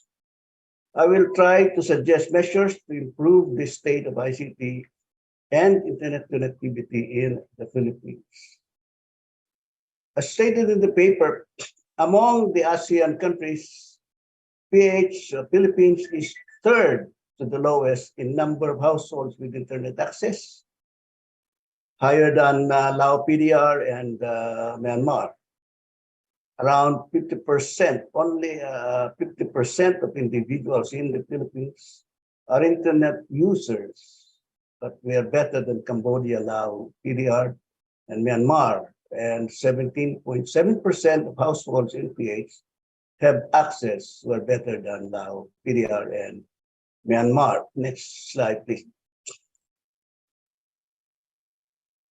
So, except for Indonesia and the Philippines, all ASEAN countries, they are landmass.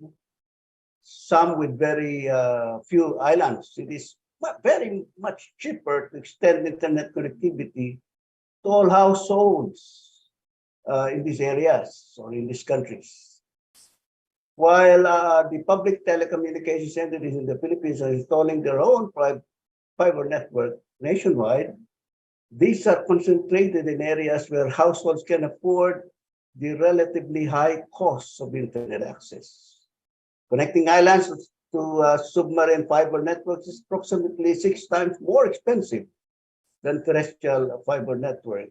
To reduce costs, Globe, Eastern Communications, and Philiban have agreed to jointly build a nationwide fiber network. To further reduce costs, the ICT should pursue implementation of the National Broadband Plan. This should include middle mile infrastructure. Next slide, please.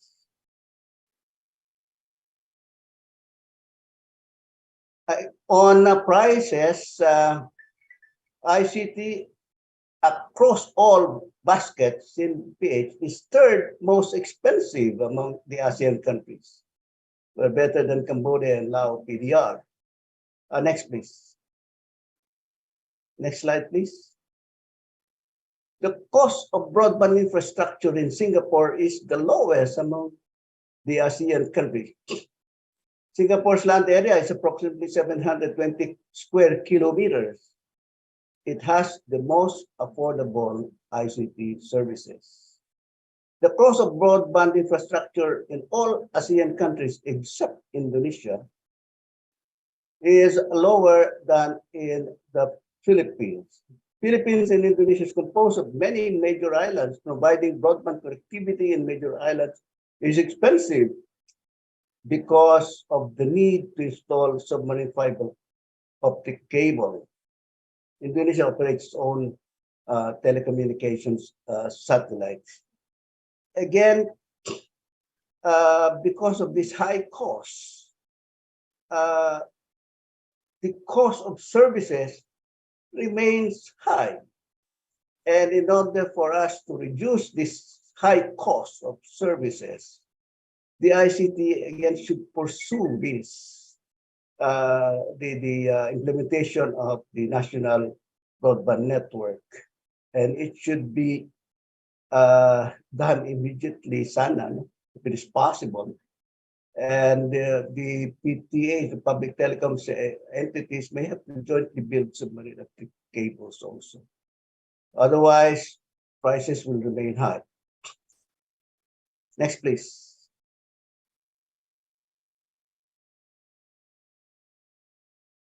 The population of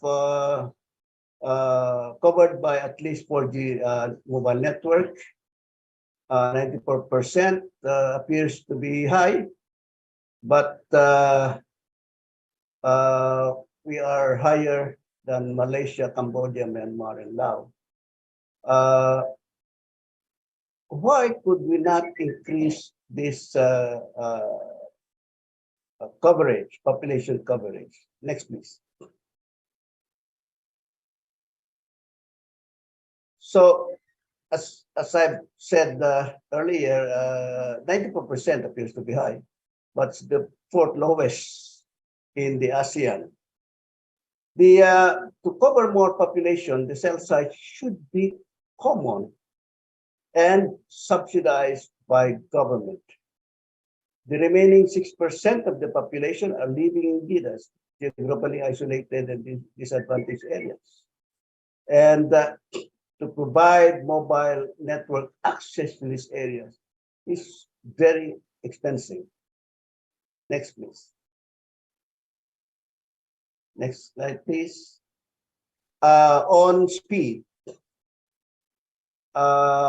we have the figures here from March 2022 to March 2023. These are median download speed based on Ookla. The speed increased from 19.38 Mbps to 25.63, or a 32.25%. But this one, this speed is 8 from the lowest. Third from the lowest, or 8 from the highest.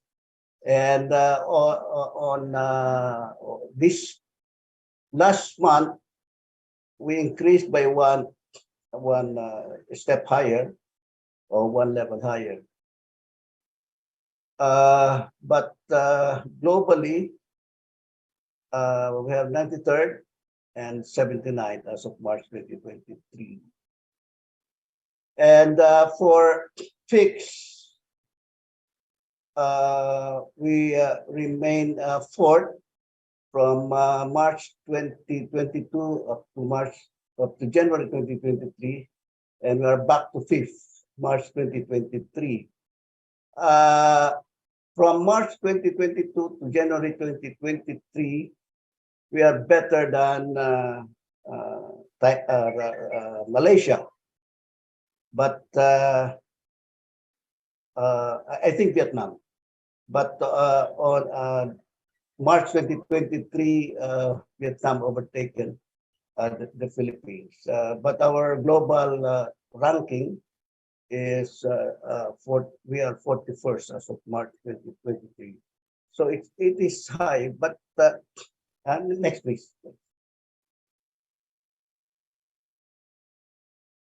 So these are suggestions on addressing mobile download speed. For voice and SMS, bandwidth requirements much less than high-speed broadband. The capacity of broadband networks is directly proportional to bandwidth, and the higher the bandwidth, the higher the capacity. You can achieve high capacity in two ways: increase bandwidth assignment and or increase RF reuse, meaning to say you have to build more cell sites. However, the number of RF reuse for lower band is less than the RF reuse for mid band. This means that you can have more reuse for mid band than for low band. The annual SUFs, these are spectrum user fees. For low band, total of 300 megahertz, except the 700 megahertz band, are fixed regardless of the number of radio base stations. For spectrum efficiency, these mobile network operators are increasing RF reuse to the extent allowable, considering harmful interference. The annual SUF for mid-band, 690 megahertz total, that includes 700 megahertz, is on a radio base station basis. So as one player increases RF reuse, it has to pay higher SUF.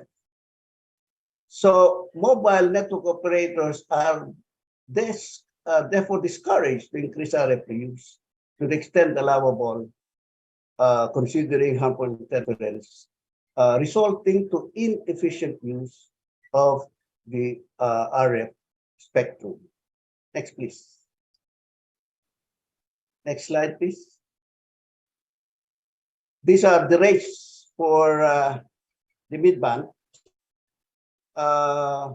For frequencies less than 1 gigahertz, it ranges from 6 pesos per kilohertz per station, Metro Manila, and 4 pesos per kilohertz per station in all other areas.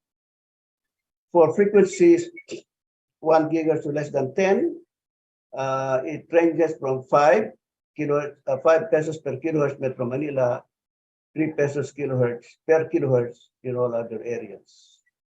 For example, if one radio base station has a bandwidth of 200 megahertz using the mid-band, the SUF is 800,000 pesos per radio base station. So if you have 1,000 radio base stations, the SUF is 800 million. And if you have 10,000 radio base stations, the SUF is 8 billion pesos. Next, please. Next slide, please. These are the collections, NTC collections. From 2018, NTC collected 3.78 billion. 2019, 4.72 billion. 2020, 5.23 billion. 2021, 6.5 billion. And 2022, 6.72 billion. But what is significant here is the increases in SUF. From 2018 to 2019, there was a 24.7% increase.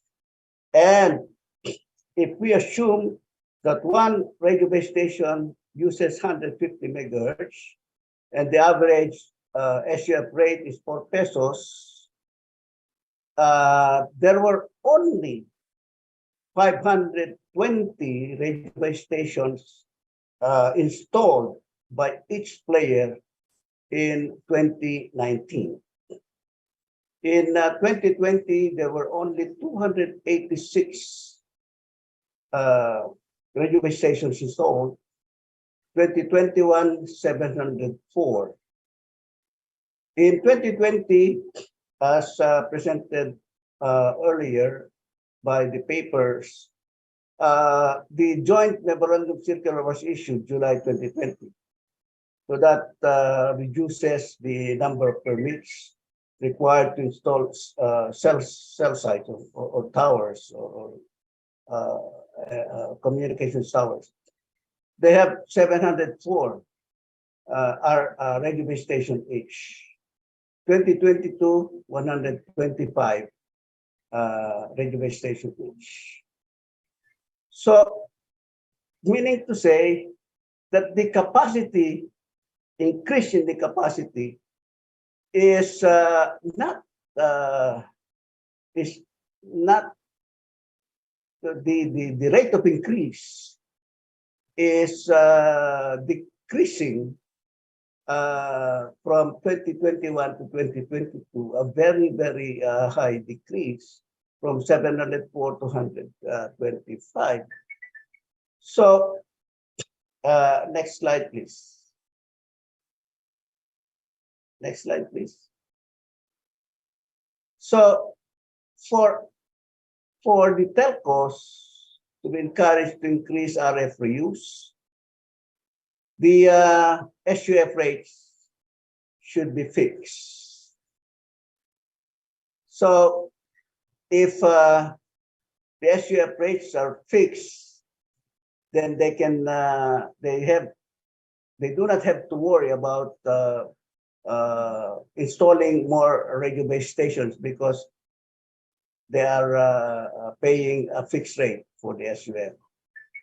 The annual SUF for the low band, 800 megahertz, 900 megahertz, 1800 megahertz, are too low. They were set in year 2000. So if you are using 20 megahertz, you only pay 5 million pesos a year. So if you are using 40 megahertz bandwidth, you are only paying 20 million pesos per year. So that is very, very low. So for 3G, the SUF rates are reasonable.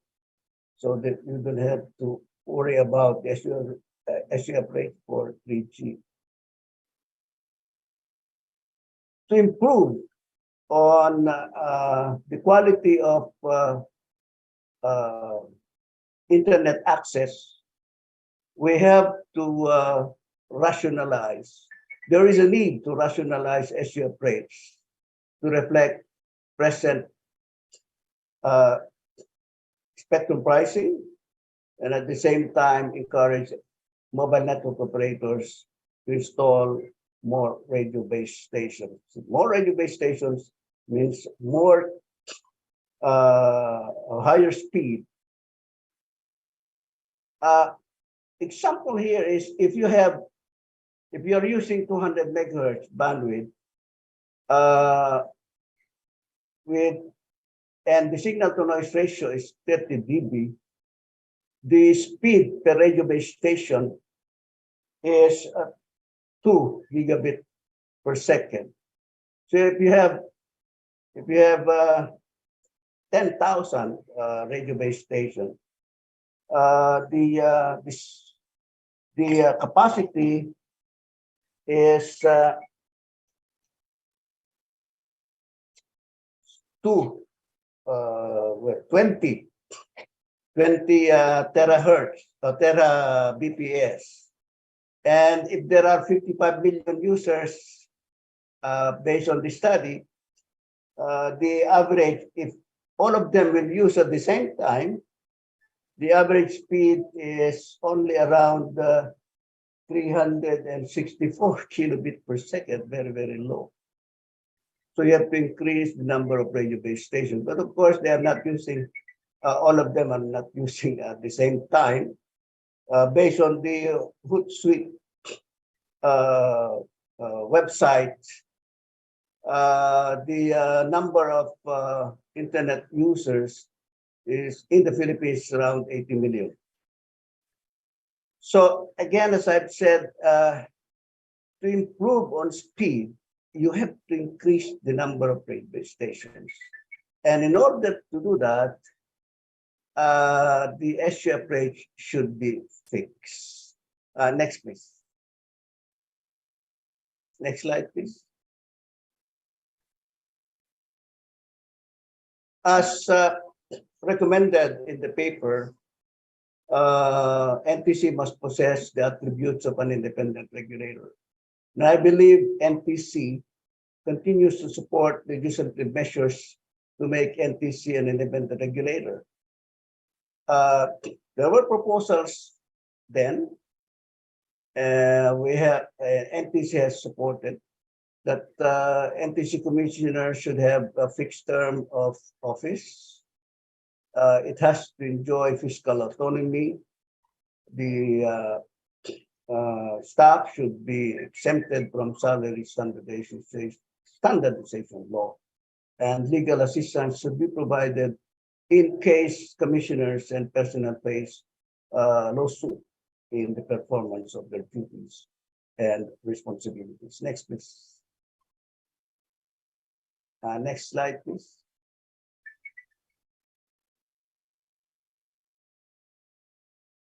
Policy framework for the management of the spectrum, as discussed earlier.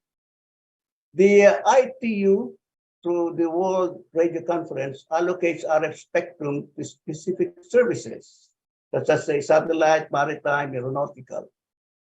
Member countries of ITU have the obligation to comply with this RF spectrum allocation. Review of the RF allocation is done by the WRC every 4 years, and there is a scheduled conference later this year. So from the ITU allocated spectrum, NTC suballocates this one and assigns the suballocated spectrum specific assignees or users. So if the spectrum is allocated to maritime aeronautical amateur, they can only be assigned to stations on board ships, stations on board airplanes, and stations owned and operated by radio amateurs, respectively. Next, please. And the RF allocation for fixed point-to-point, mobile stations, fixed point-to-multipoint, these are open and can be assigned to entities for private use or for public use. Except for mobile stations, RF spectrum can be assigned on sharing basis. RF spectrum, in order to avoid or minimize harmful interference, can be shared by location and time of use. More than one radio station using the same RF in the same location and time cannot be allowed. Next, please. So since there are sufficient RF spectrum allocated, suballocated to fixed point-to-point, fixed point-to-multipoint, there is no need or there is no issue on the assignment of such spectrum to individuals desiring to avail of the use of such radio spectrum. Radio spectrum suballocated to mobile radio stations for public use are assigned nationwide on a 24/7 basis. RF spectrum sharing is not possible. Due to limited spectrum allocated to mobile telecommunications network, there is a need for policy guidelines for the assignment of said spectrum from the ICT or the Office of the President. RA 7925 provides that if demand for a specific RF spectrum seeks availability, NTC shall conduct open tender. Next, please. these are the history showing that NTC has authorized more than 10 mobile network operators since 1998, when PLDT was first authorized to provide mobile telecommunications services, followed by Excelcom and Philtel. And then in 1993, we had 3 more. Islacom, acquired by Innovate, Globe Telecom, and Smart. So for Globe and Islacom opted to operate GSM. Smart opted to operate the tax, but Smart migrated the tax system to GSM in 1999 due to the popularity of the SMS. Next, please. Engineer Cabarios, Yes, sir, please. with all due respect, may we request po to wrap up your presentation? Please focus po on the key points of your remarks. Yeah, Thank yes, you. please. Go ahead. Next, please. Next, please. Okay, so here the NTC has authorized more than 10 mobile network operators. So they have predicted the future demand for high-speed data, and they have opted to acquire bandwidth. And acquiring bandwidth, so that means they resorted to mergers and acquisitions. Next, please. Next, please. So in 2013 up to 2018, there were only 2 players. PLDT Group, which is Smart, and Globe. And of course, 2019, we have Dito, the new player,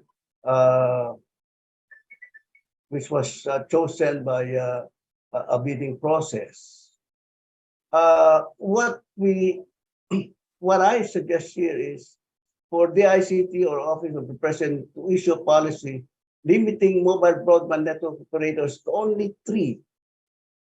And the RF in low band or mid band should be equally assigned to the 3 MVNOs. High-speed data requires high bandwidth. And if you allow more than 3, the bandwidth becomes smaller and smaller and smaller. And if you try to take a look at what is happening in other countries, the number of players is 3. Australia has 3. I think Japan is only 3, and all the others is either 2 or 3. So for effective competition, there should be 3. Next, please. So I support, of course, the removal of the 2 barriers to market entry, congressional franchise, and the grant of authorization through passage process. And I also support the passage of the open access bills by the Congress. Next, please.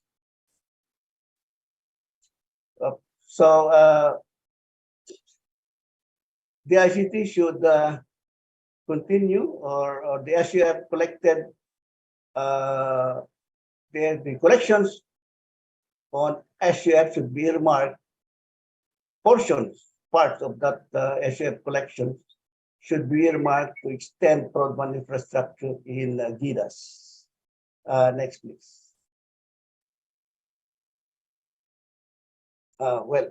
Technology cannot be regulated, but because they are developed to address needs of people in industry, regulations must support technological advances. We go to the summary, please. This is the last slide. So to improve telecommunication internet connectivity infrastructure and services in the country, the annual SUF rate should be reviewed, rationalized, and harmonized. We have to encourage PTs to jointly build submarine fiber cables. The ICT should pursue the implementation of the National Broadband Plan to include middle mile infrastructure, support the enactment of a law for an independent NTC, the ICT or the Office of the President should issue policy guidelines limiting the number of BNOs to 3, and they are equally assigned. Support the enactment of a law on open access. The ICT should earmark part of the NTC SF collections to provide access, broadband access to both fixed and mobile in GIDAS. And of course, regulations should encourage and provide incentives to technology developers. Thank you very much po. Marami din po salamat, Engineer Cabarios. Aside from your reactions to the study's findings and recommendations, we are happy to learn useful technical information from your presentation. Thank you, sir. And we will hear more from Engineer Cabarios during the open forum. Okay, so for our last set of comments, we will hear the insights of an independent policy researcher whose research areas include universal internet access, telecoms, broadband infrastructure, information security, and critical information infrastructure. Let us all welcome Ms. Mary Grace Mirandilla-Santos. Her expertise has been tapped by various international organizations, including the Asia Foundation, ADB, the World Bank, as well as by government agencies in the Philippines. Grace leads Better Internet PH, an advocacy group pushing for accessible, reliable, affordable, and secure internet. And she also serves as the ICT policy analyst of Secure Connections, a coalition of experts and stakeholders advocating for policy to improve cybersecurity in the Philippines. Ms. Santos, Grace, the floor is now yours. Thank you, Ms. Sheila. First of all, congratulations to Dr. Ramonette Serafica and Ms. Queen Oren. This is a very timely and relevant study. And I'm also happy to see my fellow discussants, veteran regulator, former DEPCOM, Egay Cabarios, and also Yuse Krystal. They have been my classmates and constant companions in hundreds, even thousands siguro, of hearings and consultations on telecoms and broadband. So I'm very happy and very proud to be here. Okay, here are my key takeaways from the two papers. First, on the digital supply chain. Next slide, please. So it's very important to understand the supply chain, considering that we are talking of telecoms and broadband networks. These would have different segments, and these would have different components that are linked to each other, essentially like other network infrastructure. So understanding the supply chain is very important to identifying the key challenges in Philippine telecommunications. However, I'd like to point out that the supply chain for the big telcos, for example, or those who are providing the upstream services, is different from the supply chain of small operators or those who are in the downstream. Examples of these small operators would be the non-telco internet service providers and cable broadband providers. In the same way, the supply chain for wired and wireless internet service providers can be different. There are two types of internet service providers.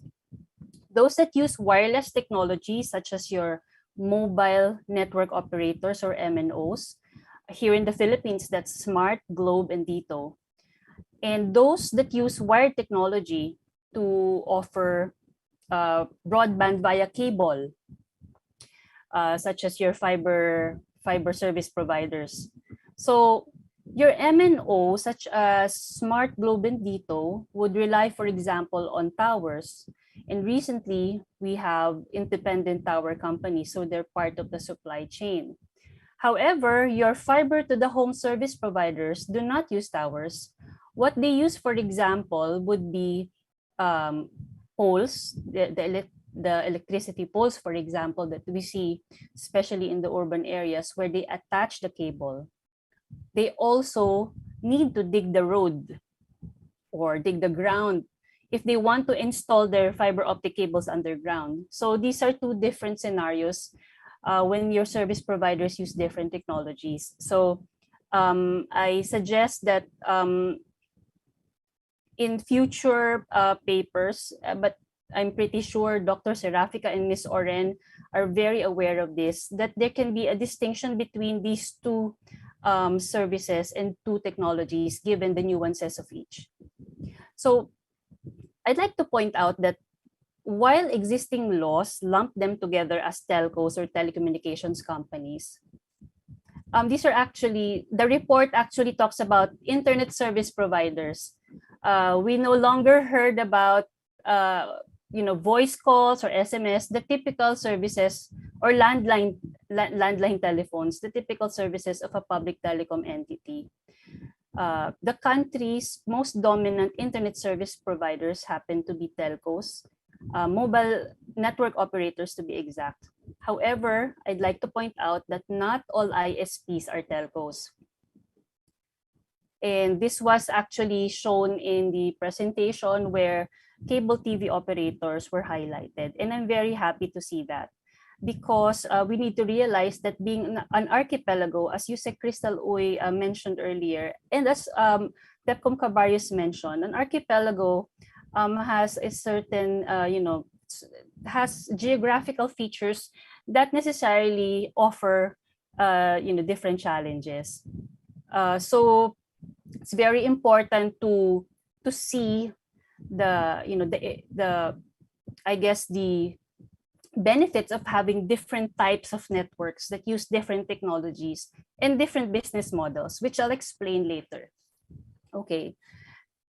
The presentation also talks about the middle mile, and it refers to the middle mile as data centers, internet exchanges, and towers.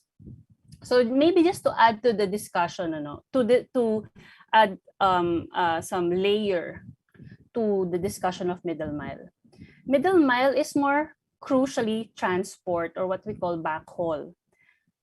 So backhaul to the last mile. The last mile is the segment of the network where the network connects directly to the end users. So middle mile can be in the form of fiber optic cables, or the bigger pipes that carry wholesale bandwidth, or other technologies. It is not just submarine cables. It can be confusing actually, because different segments can use different technologies, whether wired or wireless. But submarine cables, if it's inter-island, would be better classified, I think, as part of the backbone network. Middle mile is transport to the nearest point of presence, or POP, of the domestic backbone, including terrestrial infrastructure, or those that we see on the ground. If we compare a broadband network to a road network, which more people would be more familiar with, and that's concentrated in the NCR or Metro Manila, the backbone would be your EDSA, and the middle mile would be roads like Quezon Avenue, Shaw Boulevard, or Buendia, that allows vehicles on EDSA to reach various cities or communities. And those communities are now your last mile. So that's how I would imagine or explain the middle mile in layman's term. But again, these discussions may be different depending on the context. I would like to emphasize, speaking of middle mile, that it is the most conducive to the regulation. It could be feasibly built by relatively small players compared to other segments like the international cable landing station or a nationwide backbone, which would definitely require more capital, more manpower, and definitely deeper pockets. However, and Yusek Krystal mentioned this earlier, this is now the policy advocacy part. If you're not a telco in this country, you're not allowed to build any or own any type of infrastructure or network. You are not allowed to build the middle mile unless you go through the process of securing a congressional franchise. If it was not explained earlier, essentially a congressional franchise is a law passed by Congress, and it is the first step to licensing an operator that would like to build a network for telecommunications. It is just the first step. The second step is to get a certificate of public convenience and necessity, or CPCN, from the regulator. And there are many other steps after that. So suffice it to say that we have a very long, cumbersome, and even costly licensing process, which Better Internet PH, together with other advocates and partners, believe is not only restrictive and not only does not only stifle competition, it actually stifles innovation, and it does not empower other types of players, especially in the countryside, to provide internet connectivity. Can you imagine if, for example, the middle mile would be deregulated, and barriers such as the congressional franchise would be removed? I can imagine that more provinces, suburban and rural communities will be connected. How? Because then the ISPs in those areas can actually build the middle mile. Tatawid sila, they can go to wherever the telcos bandwidth and facilities are available. Usually that's in the city or poblacion. And they can distribute the bandwidth back to their communities. So it's actually a win-win if you think about it. There will be more places in the countryside that can be connected. And these are communities which are probably non-traditional markets for the big players anyway. So the solution is to empower the small players. Okay, let me see my slide. Okay, next, some of the things that I will discuss are not on the slide. So I hope you will pay more attention to what I'm saying rather than the slides. The slides are just a guide. So there was mention on data on mobile prepaid subscribers. So I noticed that the data used by the study was until 2020. And of course, this is always a challenge in studying a very fast-moving, fast-changing industry. Data, like technology, can quickly become outdated, even obsolete. Kumaga, kakabili ko lang ng iPhone 12 kanina. May release date na for the iPhone 15. I mean, and that's just for the phones. So, technology markets that are based on technology really change very, very quickly. So my comment would be for future studies. I suggest looking more closely at the number and growth of the third telco, dito basically, the growth of its subscribers and market share. Why? The story of the third player can help answer the question about the viability of new major entrants in the telecom sector. And kanina nabanggit to ni Engineer Cabarios. Considering that, the Congress has painstakingly approved what I consider to be landmark legislation, which is the Public Service Act Amendment, as discussed also by Yusek Krystal. For those of you who are not aware, the PSA amendment now allows some industries to be 100% foreign-owned because they've been reclassified from public utility to public service, thereby liberalizing the sector and allowing more foreign ownership. I think it will also help answer the question of whether the country needs more big telcos as opposed to maybe smaller players, or as opposed to internet-only service providers who, basically entities that do not want to offer maybe voice calls or SMS, but would like to offer internet as a service. So these players can also offer different use different technologies or use a different business model. Okay.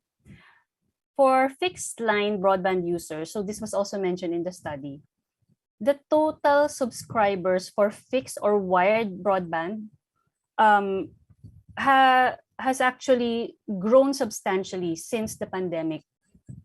Of course, noting again that the data presented was only until 2020.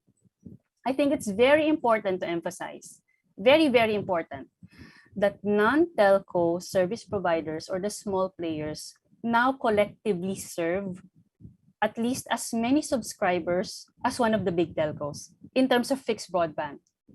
So this is testament to how different technologies can actually, determine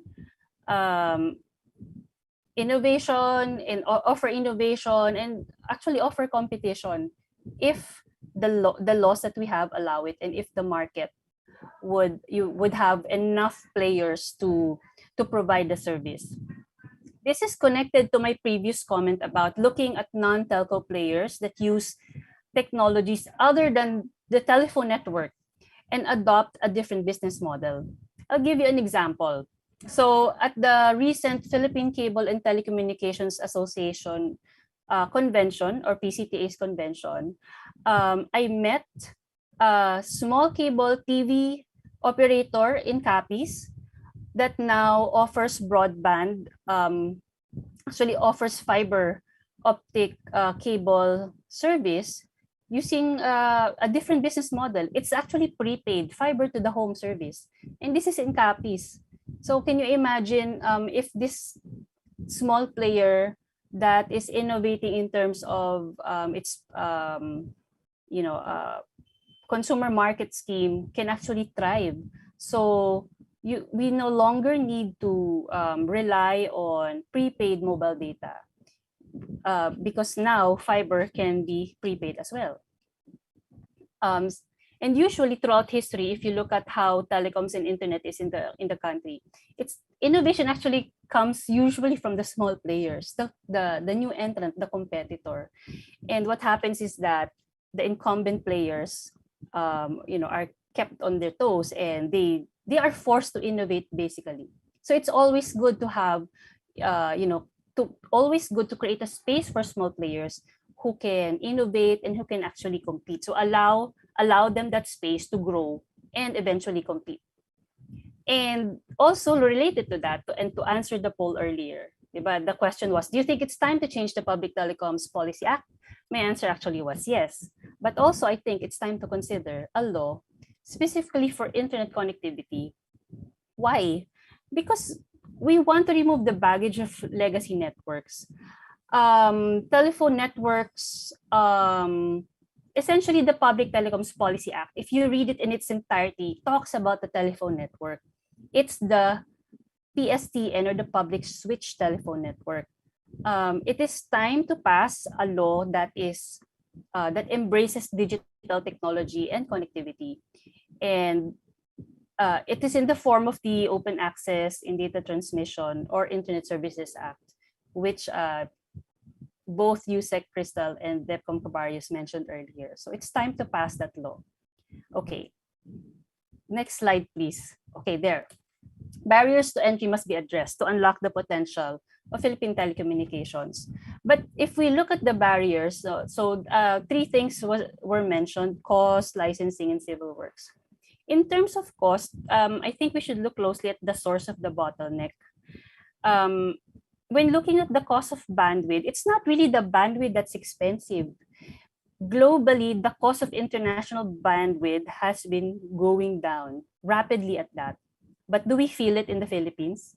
So it is important at where the cost, that the higher cost is being generated. Where is it expensive? If the middle mile is the problem, then reform should be targeted at improving competition in that segment, and that should be a priority. The Open Access Bill actually addresses the middle mile as one of the segments that should be deregulated and where barriers to entry should be eased, if not completely removed. Another barrier, licensing, was already extensively discussed by USEC Krystal, and I mentioned it in my previous comment, so I will no longer discuss that. Suffice it to say that the licensing process needs to be updated, simplified, and make it more efficient so that you are actually encouraging more players, able players, to come in rather than restricting them and then saying that we need better internet. So there is a disconnect between that, diba? We need better internet, we need more affordable internet, but then you're restricting the entry of competition. Okay, so the third barrier that was mentioned was civil works. This actually points to costs beyond the actual broadband and telecom network. civil works is actually very expensive. If you are laying fiber, for example, and you're doing underground installation, it would make up around 80% of your cost. It really makes up bulk of the cost of deploying wired internet connection. And there is a question on the Q&A box about, if whether we can have more fiber throughout the country because, there's patchy and poor mobile data. I agree. I agree. That's the main difference between wired and wireless. Your wired connection, especially if it's fiber, would be more stable. And wireless, usually there are many different factors in the environment that can affect the connection. However, being an archipelago, I'd like to also emphasize that there are certain areas where deploying fiber would be much more expensive and much more cumbersome, and it would take years and years. And in those communities where it's not viable to deploy fiber optic cable, we need to make sure that the option for wireless is there. So I was very happy with the emphasis by USEC Krystal and DEPCOM Cabarios about the need to look into spectrum management. Again, I will not go into that. It's a very technical and complicated issue. But suffice it to say that we need to make sure that the policy and regulation that we have in place actually encourage more players to use wireless technology if it means connecting more communities, especially those that where wired broadband connection would be more expensive and more inefficient to deploy.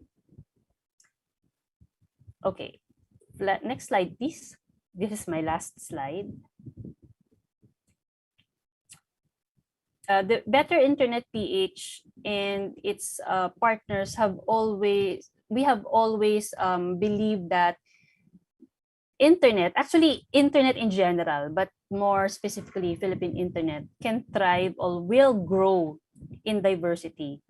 So we cannot just have one technology. We cannot just have one or two players. We cannot just serve a few communities. We need to look at the ecosystem and look at where the gaps are. Certainly, those who are in the highly urbanized areas are enjoying different types of technology and different options. And of course, this is where the big players have been investing in. We're talking about 5G and the emergence of 6G. Within many barangays throughout the country, access is still very much a problem. They don't even have access to basic broadband facilities. With that, I think the studies by Dr. Serafica and Ms. Oren are very important in looking at the problem as as an ecosystem. The supply chain analysis is definitely appreciated, and I would highly encourage more researchers to look into it. It shows that the internet ecosystem, I wouldn't say it's broken, but there are certainly gaps that need to be filled. Non-telco ISPs, such as cable operators, for example, are already connecting communities. So we need more of that, and we need to empower them. Fixed line broadband providers are now collectively serving, more subscribers compared to a big player. So that in itself should be harnessed. Policy reform should enable different types of players to build broadband infrastructure. And the only way to do that is to change the policy or update it. The open access bill is one of them. And there are other proposals in Congress, but I think executive action and regulatory action should also be considered. So thank you so much for the time given to me, and I look forward to answering any questions. Thank you. Thank you very much, Ms. Grace, for those thought-provoking insights, and also to the rest of the discussants for your comments. So before we go to the open forum, our authors may have something to say in response to the remarks of our discussants. For instance, Ms. Grace mentioned about the need to consider the nuances of the different technologies in their analysis of the value chain. Monette, please, you may have a brief reaction to the comments of our discussants. Yeah, so first of all, thank you so much to all our discussants. When Sheila asked me for, recommendations on who to invite, I already said, I gave them the top 3 choices, and I'm very thankful that you all agreed to participate. Okay, in terms of the technologies and the different internet providers, I think this was covered in our presentation. And so actually we learned a lot from our interviews with the cable TV operators. Most of the, although for the record, we requested interviews with the telcos, but unfortunately we weren't able to get one. So yes, we're very, we know that there are many other technologies that are now available, and in terms of doing research, I don't know, maybe for next year or the next few years, this is an area that I think PIDS will be looking into, because the value chain of the digital sector is as I mentioned earlier, or as Mimi or Queen mentioned earlier, is really complex, and there's so many activities. So we have to sort of handle one segment at a time, one policy or competition issue at a time. What else? Did I answer your question? But anyway, thank you so much. We know that there are so many limitations in our study, but hopefully this is an ongoing research agenda, so we can look into those issues. Okay. Thank you very much, Monette. So we have very limited time left for the open forum. So let's go straight to the Q&A. And some of the questions have already been answered by our speakers. But let me pick some interesting ones. And this one pertains to the amendment of the Public Service Act. This has been already answered by Ms. Grace, but Ms. Grace, you may want to repeat your answer for the benefit of those who are watching us on Facebook and who has no access to the Q&A. Marnie Garbo asks, with the full foreign ownership in airports, railways, expressways, and telecoms, are we not compromising our national security? Well, we have a provision for that in the law, which will guard us against risk of some national security threats. So, Ms. Grace, please. Yes, Ma'am Sheila, thanks. Okay. Since I'm not from government and I'm not from the private sector, I can answer more candidly. The issue of national security has always been brought up as the argument against opening up markets and introducing more competition. But if you look at other countries, these critical sectors have already, allow. I guess there's more allowance in terms of foreign ownership. That being said, the PSA amendment, or RA 11659, as Ms. Sheila mentioned, already has put in place security safeguards. For example, Section 23, which provides for the powers of the President to suspend or prohibit transaction or investment in the interest of national security. There is also a provision there where the President can actually consult with the Philippine Competition Commission on matters relating to mergers and acquisitions, to discuss whether certain M&As might compromise national security. Section 24 also provides for the certain prohibitions in terms of investments by an entity controlled by or acting on behalf of the foreign government or foreign state-owned enterprises. So essentially, if you're a state-owned enterprise, you are not allowed to own 100% equity, especially in critical infrastructure. And the PSA amendment also has a provision defining critical infrastructure and gives the power to, I think it's NEDA and the President, to recommend to the President which sectors will be considered as critical infrastructure, which only means that there should be more stringent and more encompassing security measures. And when I say security measures, I actually am looking at cybersecurity measures. Given that critical infrastructure such as airports, railways, and telecommunications now use digital technology very heavily and are more or less connected to the internet in more ways than one. So there are these provisions already in the law, which the sector regulators must then use to issue the necessary policy and regulation in order to comply with whatever standards there is in the law and make sure that national security and cybersecurity are addressed. Thank you. Thank you very much, Ms. Grace. Attorney Krystal, would you have anything to add? I think Grace was already able to extensively answer and explain that very well. So no further additional comment. Thank you very much. So, okay, Dr. Monette, in her presentation, discussed the gaps in the regulatory independence of the NTC. Nevertheless, Yusek Uy, in her comments, mentioned that the modernization of the NTC, which includes giving it more powers and fiscal and political autonomy, is already in the Philippine Development Plan.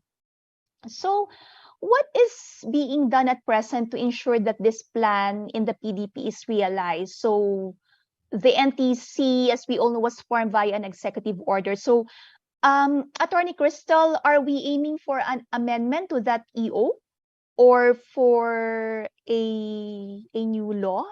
And do we have champions in government that can help push this agenda forward of enhancing the regulatory independence of the NTC? Well, I cannot really speak for the NTC in terms of pushing for the changes in their charter.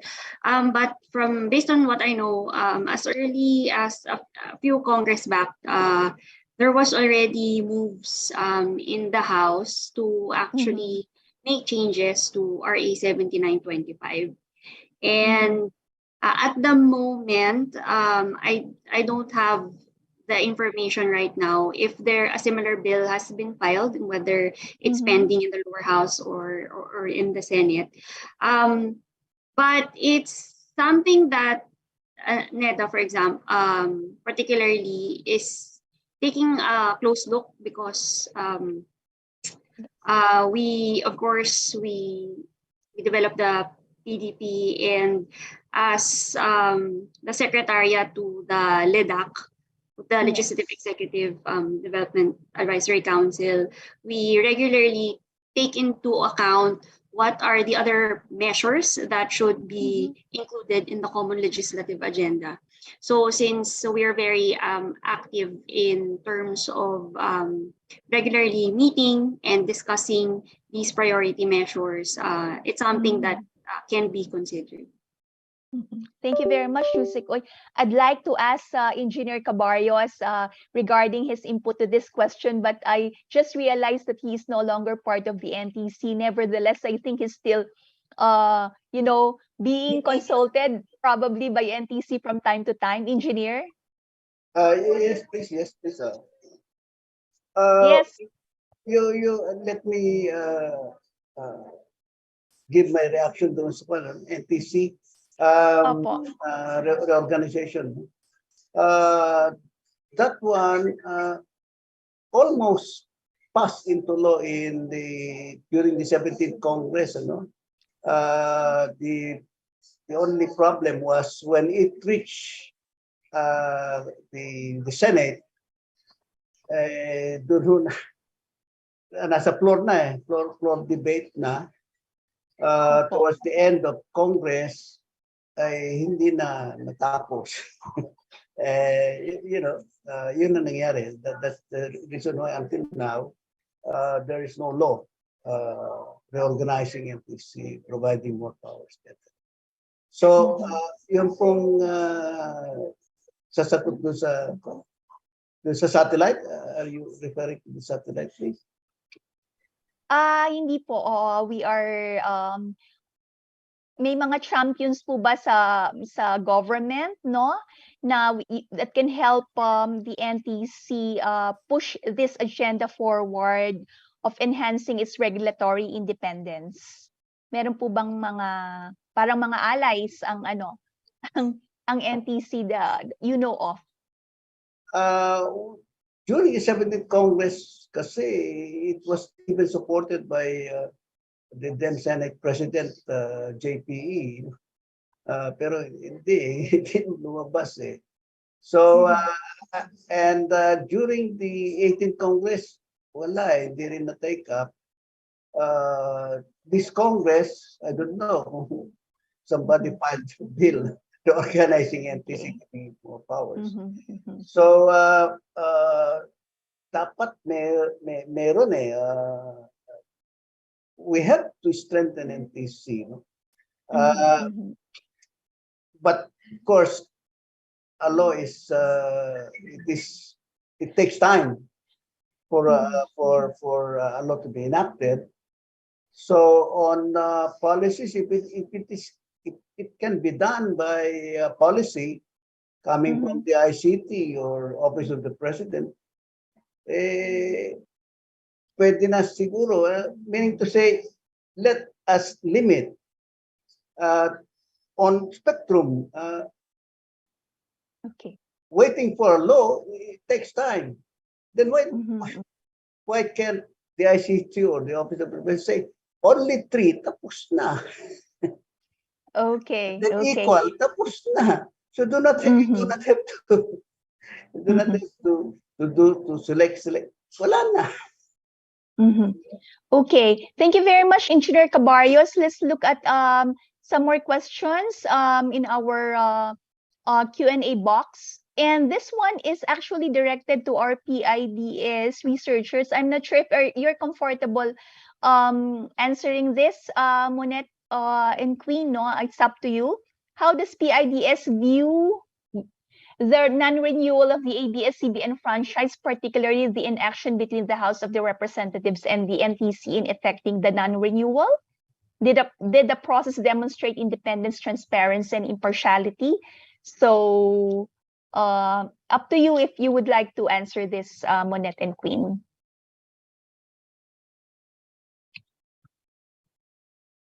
I think I'll skip this question. I don't have enough information. I understand. Yeah. Okay. Another question from. Okay. From Manuel Aquino, subscription cost to the new entrant in as regards satellite technology is still quite prohibitive. How can such costs be lowered to enable access for communities and individuals? And I think Engineer Cabarios is answering this question on the Q&A box. Perhaps you can just answer this live, Engineer. Yes, please. Well, the cost of launching satellites is really very, very expensive. You know? And delivering service is expensive. Starlink, for that matter, is offering the service initial cost of around $600 US initial cost, and then you have to pay monthly around $100 monthly for speed up to 200 megabit per second. The telcos are offering up to 200 megabit per second, 1,800 pesos, with an initial cost of only 1,000, 2,000 pesos. How could satellite providers compete with this? But it is cost effective in areas where there are no terrestrial systems, because it would be very, very expensive to reach these areas with terrestrial systems. Now, what can be done to provide this service in the residents in those areas is for one entity to subscribe to the satellite provider and offer the services to the households in those areas. Of course, speed will not be 200 Mbps, but much lower. But the point is, they have access to the internet in those areas. So, pwedeng ganyan ang gawin. Satellite cannot compete with the terrestrial because of the cost. That's impossible. Thank you very much, Engineer Cabarios. I think Miss Grace has something to say. Go ahead, Miss Grace. Yes, ma'am. Just to add to what DepCom Cabarios mentioned, I think we have to be very careful in comparing, what particular technologies can do. For example, wired technology should not be compared to wireless technology because they have their own features and nuances. Satellite technology, while there has been a lot of technological advancements, not only in the radio equipment used, but also in terms of the launch capacity, and in terms also of, let me just explain that so that others will understand. Basically, if you're using satellite, you are using technology that requires rockets, diba? You're launching kasi satellite in orbit. In the past, when you launch a rocket, that's it. Isang one-time cost yun, and you're launching one satellite. Over the past years, launch technology has evolved such that you can actually now reuse your rockets that you use for launching. And that is very important because that is now the key to making rocket launches and therefore deploying satellite in orbit less costly. But I think it's not only technology but also the business model. So even with EO 127 that was issued by former President Duterte in 2021, this has now allowed satellite operators, international satellite operators, because we don't have a satellite, to come in and actually partner with telcos, ISPs, and value-added service providers. So it actually allows greater market access to the Philippines. But then you have satellite operators like Starlink of SpaceX, not to, discussing this not to promote it, but, as an example, which uses a different business model. Most satellite operators would partner with a local operator, and the local operator would distribute the bandwidth to the end users. Starlink uses a business model where it provides the satellite terminal directly to the end user. If you subscribe to Starlink, then you subscribe to them, to that company. But what Engineer Cabarios, DepCom Cabarios was mentioning earlier is actually another type of business model that may work for the Philippines, wherein you have an entity that will receive wholesale bandwidth and then distribute it to the community. Of course, the government will probably not confirm it, but there are so many entrepreneurial Filipinos out there who are already doing that, even without a license. And that to me, from a researcher and as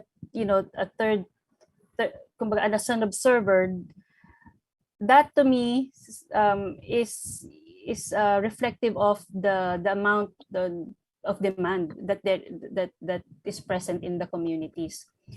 But if we have a law such as the open access in data transmission, then there is a way to actually promote a regulatory framework where you're empowering and are able to regulate internet service providers and put them in the regulatory framework rather than force them to be outside and operate outside.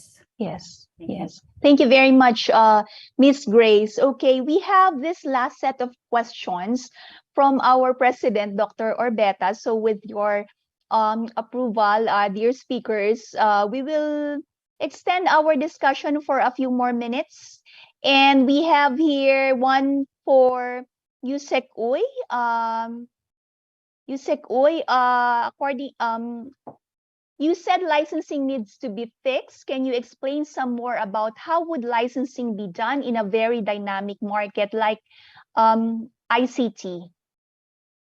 Well, when I said that the current licensing regime would needs to be revisited, I was actually talking about the regulatory barriers that we currently have in the form of the regulatory franchise. So I note that in other jurisdictions, actually, they have a general authorization regime. So it's a very easy way. If you want to provide a particular service, then you just need to provide notice to the authority, and then you can immediately deploy and roll out. As opposed in our situation where you need to go through an entire process twice, first with Congress and second with the regulator. With NTC. And basically they might be kind of looking at the same thing. So if the concern is really on the technical and financial viability, then there's no reason why the regulator should not be empowered to actually do that particular task. Thank you very much, Yusek Uy. And we have a question here from Dr. Orbeta to Engineer Cabarios. Engineer, you said technology should not be regulated. So what is preventing regulation from supporting technology developments? Generally, technologies are developed to address the needs of the citizens and the industry. So if they are developed to address the needs of people and in this industry, then we have to provide incentive to them and not regulate them, except perhaps now the AI developing artificial intelligence may have to be regulated because of the effect of AI in security and other aspects of social life of the individuals. So yun lang siguro, but the other technologies, hindi siguro. But the AI, there's a need to regulate development AI. So just to add to that in response to the question, I think what my view is government's role should be focused on providing that regulatory environment, regulatory framework that will actually allow the private sector to harness the technology and provide all these disparate services, diverse services for the benefit of our consumers. So we don't want to do a heavy-handed regulation because that will be detrimental to actually innovation and providing the good services to consumers. But you don't want naman the situation where you just leave everything to the private sector. And then you only step in when there's, market distortions already or market failures already. So I see the role of government as providing that regulatory framework, a light touch regulation, removing the barriers to entry into the market, allowing the private sector to compete fairly and to have that competitive environment. And to innovate. Yes. Okay. And for our last question, this one is from Ms. Grace from Dr. Orbeta again. Are you proposing that we encourage a specific type of business that is different for backbone, middle mile, and last mile? And if yes, can you elaborate some more? Sorry, ma'am. I'm not sure I understood the question. Am I suggesting a different business po? a specific type of business that is different for backbone, middle mile, and last mile? And if yes, can you elaborate some more? I think the context here is that there are certain players who are, let's say, in the middle mile. They are non-telcos, but they are providing, internet connection. I would say not a different business, but allowing more players, including non-telcos. Basically, ma'am, I agree with what you said, Krystal said. This remove the franchise requirement. I mean, I'm not aware of any country that still requires Congress to pass a law as part of the licensing process. We just need to simplify. Kasi, to pass a law, you need at least 2 years, minimum 2 years to pass a law. And of course, that would require a lot of cost for players. And also, a franchise, I don't want to get into the argument of why we need a congressional franchise, but suffice it to say that nobody else requires a franchise, only the Philippines does. So it's very not only time consuming but very costly. So if you have a simplified licensing process, then I think there is more space for other types of players, even telco neutral players, to that would want to enter the market, or even internet service providers. If you allow them, they can grow actually by allowing them to expand their infrastructure and help the country build the digital infrastructure. That's what I mean. I hope it's clear. Yes, and this is already currently what's happening in the Philippines, where in non-telco players like cable operators, they have been very providing service in the areas outside of Metro Manila, in the rural areas, right?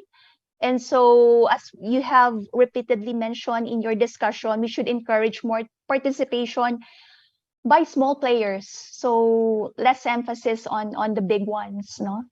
Okay. Yes, ma'am. Just to add po, I don't know if I mentioned this earlier, but I'm very happy that Dr. Serafica and Miss Oren talked to the cable operators. Normally, they're being ignored kasi tayong nasa NCR.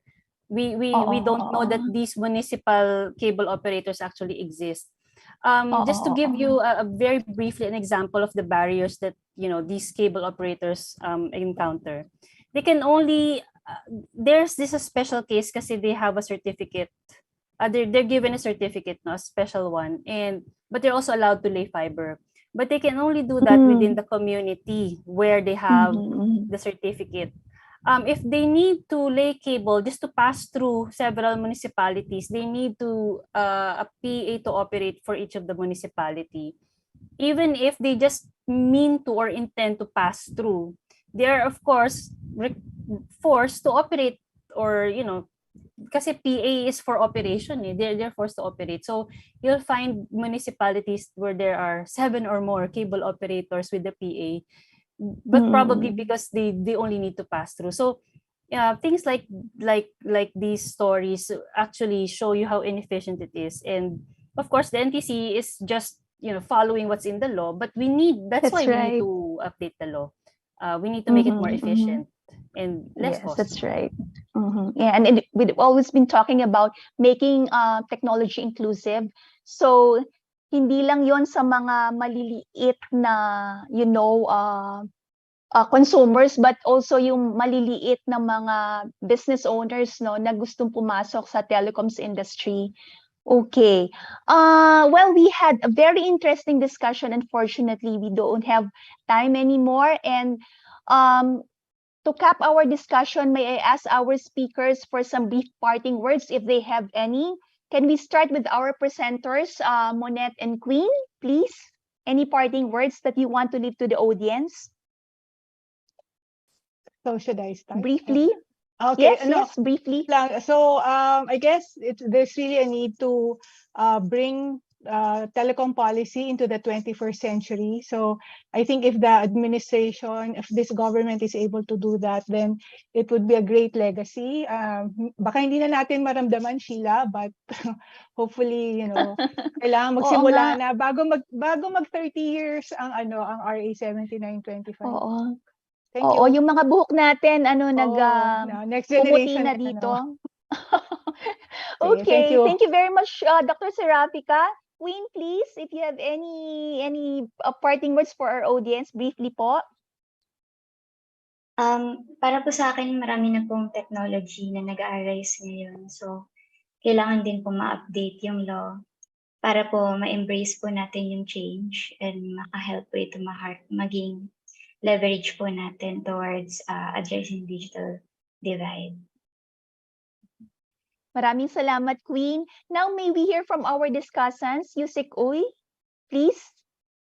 Yes, so we've talked a lot about the very important issues in the ICT industry. And it seems that the very kind of like low-hanging fruit is the licensing regime. And we urge the stakeholders, which encompasses everyone, to support for the regulatory changes that must be needed, that must be done in the industry. Thank you. Thank you very much, Yusek. And now may we hear from Engineer Cabarios. Engineer Egay? Yeah, thank you. Enacting a law takes time. So while waiting for the law to be enacted, I think we have to be creative, issue policy guidelines, just like EU 127. So the ICT perhaps can issue policy guidelines,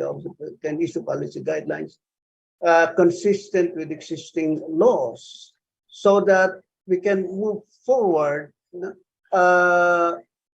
make the sector more competitive, reducing costs to the delivery of services, para naman yung ating ranking sa ICT prices would go up. Huwag naman tayo third to the lowest. Pangit naman ganon. While we cannot match Singapore, Brunei, but we can match the others like Vietnam, Malaysia, and Thailand. Why not do that if we can do it? Thank you very much. Maraming salamat po, Engineer Cabarios. And of course, may we hear from Miss Grace Mirandilla-Ramos, ma'am? Ma'am Santos po. Santos. I'm very Ramos, sorry po. I'm sorry. No, it's okay po. I just want to congratulate Dr. Serafica and Miss Oren for this, again, very timely and very relevant report. I just hope po na in the next few studies, we can talk about something, kumbaga may progress na tayo. Kasi kumbaga, these barriers, parang ilang years na nating pinag-uusapan, walang masyadong nagbabago. Although meron naman, may mga konting milestones naman tayo, pero I really do hope that PIDS would continue to monitor this very important sector. Tapos, next time, naman tayo, on a happy note naman tayo mag-e-end ng ating discussion. Yun lang po. Thank you and congratulations. Thank you very much, Miss Grace. And ang maganda ay ang mga kailangan gawin ay nasa ating bagong Philippine Development Plan 2023-2028. Okay, so thank you very much to all our guests. Friends, please join me in thanking them through a big virtual clap. And also, we appreciate your active participation in the poll and in the open forum. We hope you enjoyed our discussion and learned a lot as well. And here are the winners of our webinar raffle. Mercedita Menes, James Ruben Alfonso, and Aramis Led. I repeat, Mercedita Menes, James Ruben Alfonso, and Aramis Led. So our webinar team will contact you for the delivery of your prize. And finally, we have some reminders. You can access all the presentations from today's webinar on the PIDS website, and also flash on the screen are the links to the full studies of Dr. Serafica and Ms. Oren. Also, please answer the feedback survey that will pop on your screen. After this webinar, your comments are important to us to improve our virtual events. Also, please regularly visit our website and follow us on Facebook and Twitter. And we also have a YouTube channel where you can access the recordings of all our events.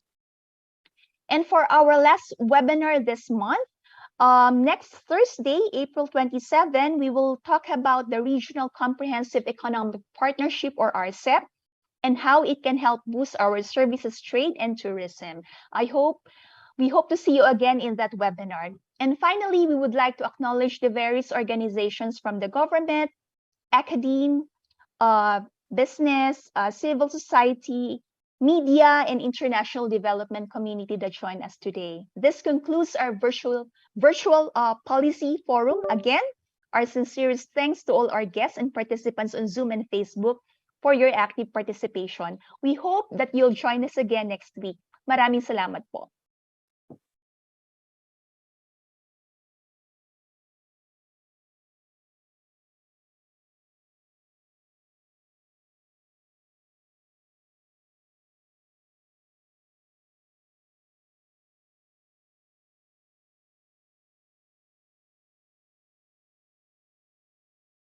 Thank you.